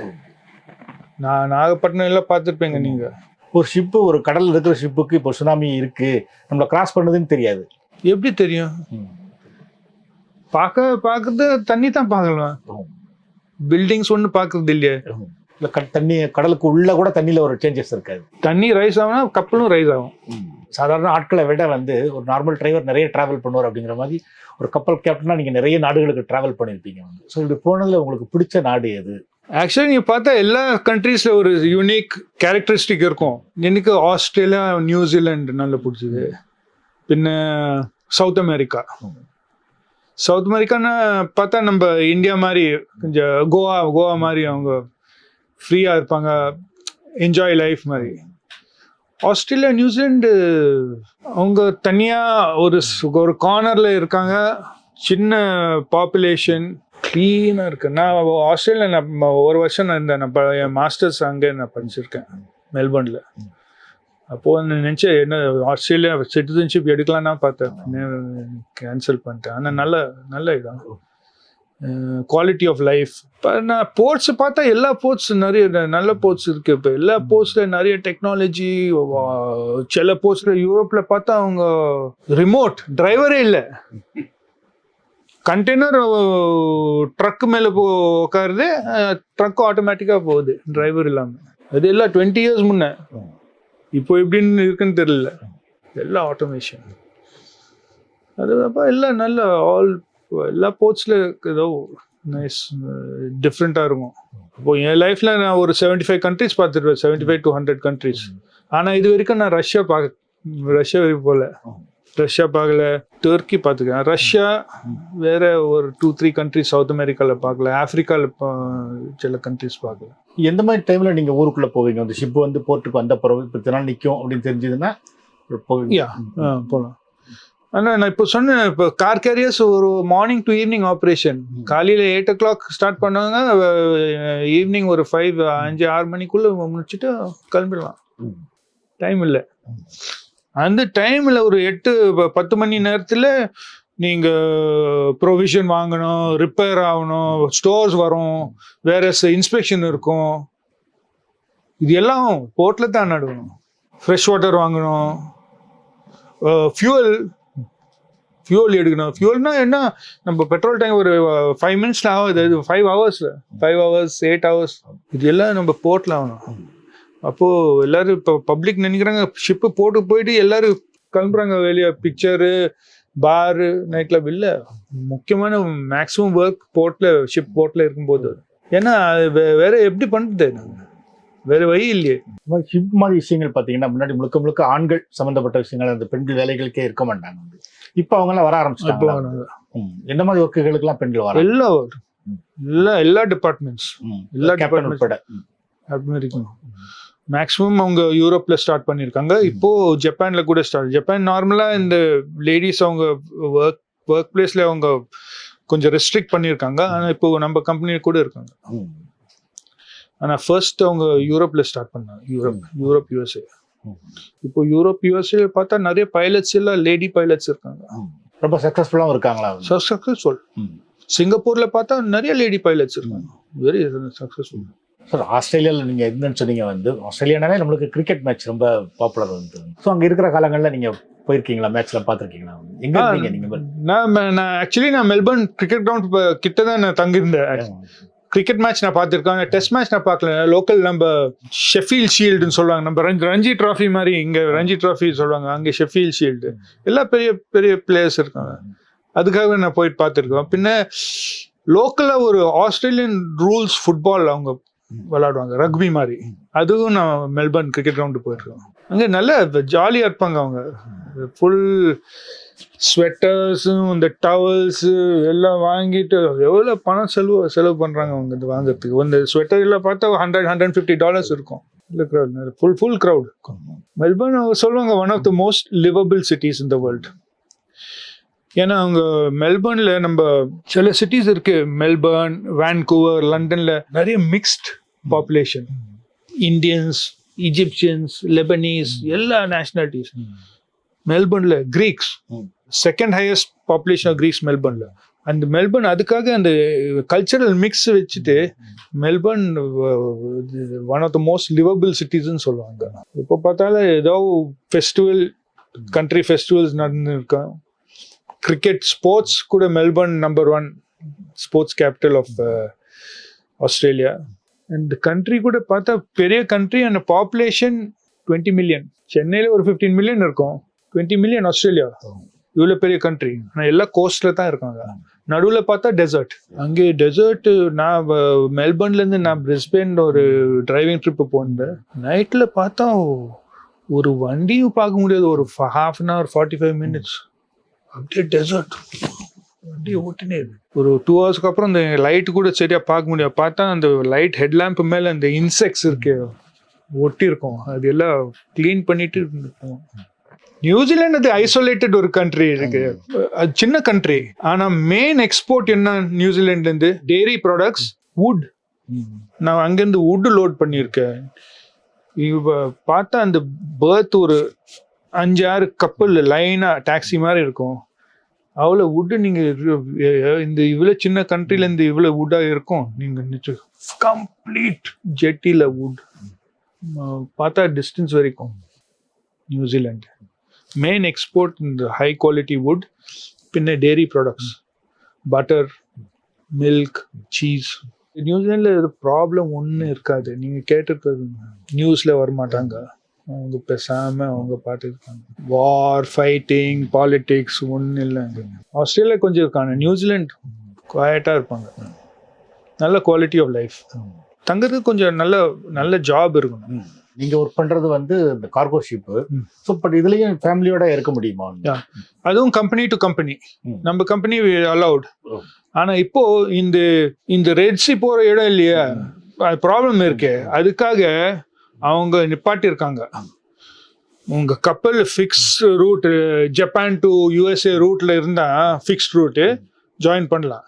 ஆனா if it's not fixed route fix ஆகலைன்னா அவங்க ஸ்டாப் பண்ணியிருக்காங்க. ஏன்னா இந்த ப்ராப்ளம் இப்போ இந்த சோமாலியா ஏரியாவில் ஏதோ பிரச்சனை இருந்தால் ஃபேமிலி இருக்கும்போ அது பெரிய பிரச்சனை ஆகிடும். ரேன்சமுக்காக இன்னும் அவங்க இன்க்ரீஸ் பண்ணுவாங்க, அதுக்காக அவங்க வைப்பாங்க. ஆனால் கம்பெனிஸ் இப்போ அலவுடு. எங்கள் ஃபேமிலி இருந்தாங்க, பசங்க ஒரு 8-9 வருஷம் ஏஜ் வரைக்கும் அவங்க வந்திருந்தாங்க கப்பலில். இப்போ ஃபேமிலி இருந்தாங்கன்னா எவ்வளோ நாள் இருப்பாங்க? எப்போ அதை பார்த்துடலாம். யூஸ்வலி 2-3 months சம்மர் ஹாலிடேஸில் வருவாங்க. ஒரு ஃபுல் ட்ராவல் இருப்பாங்க.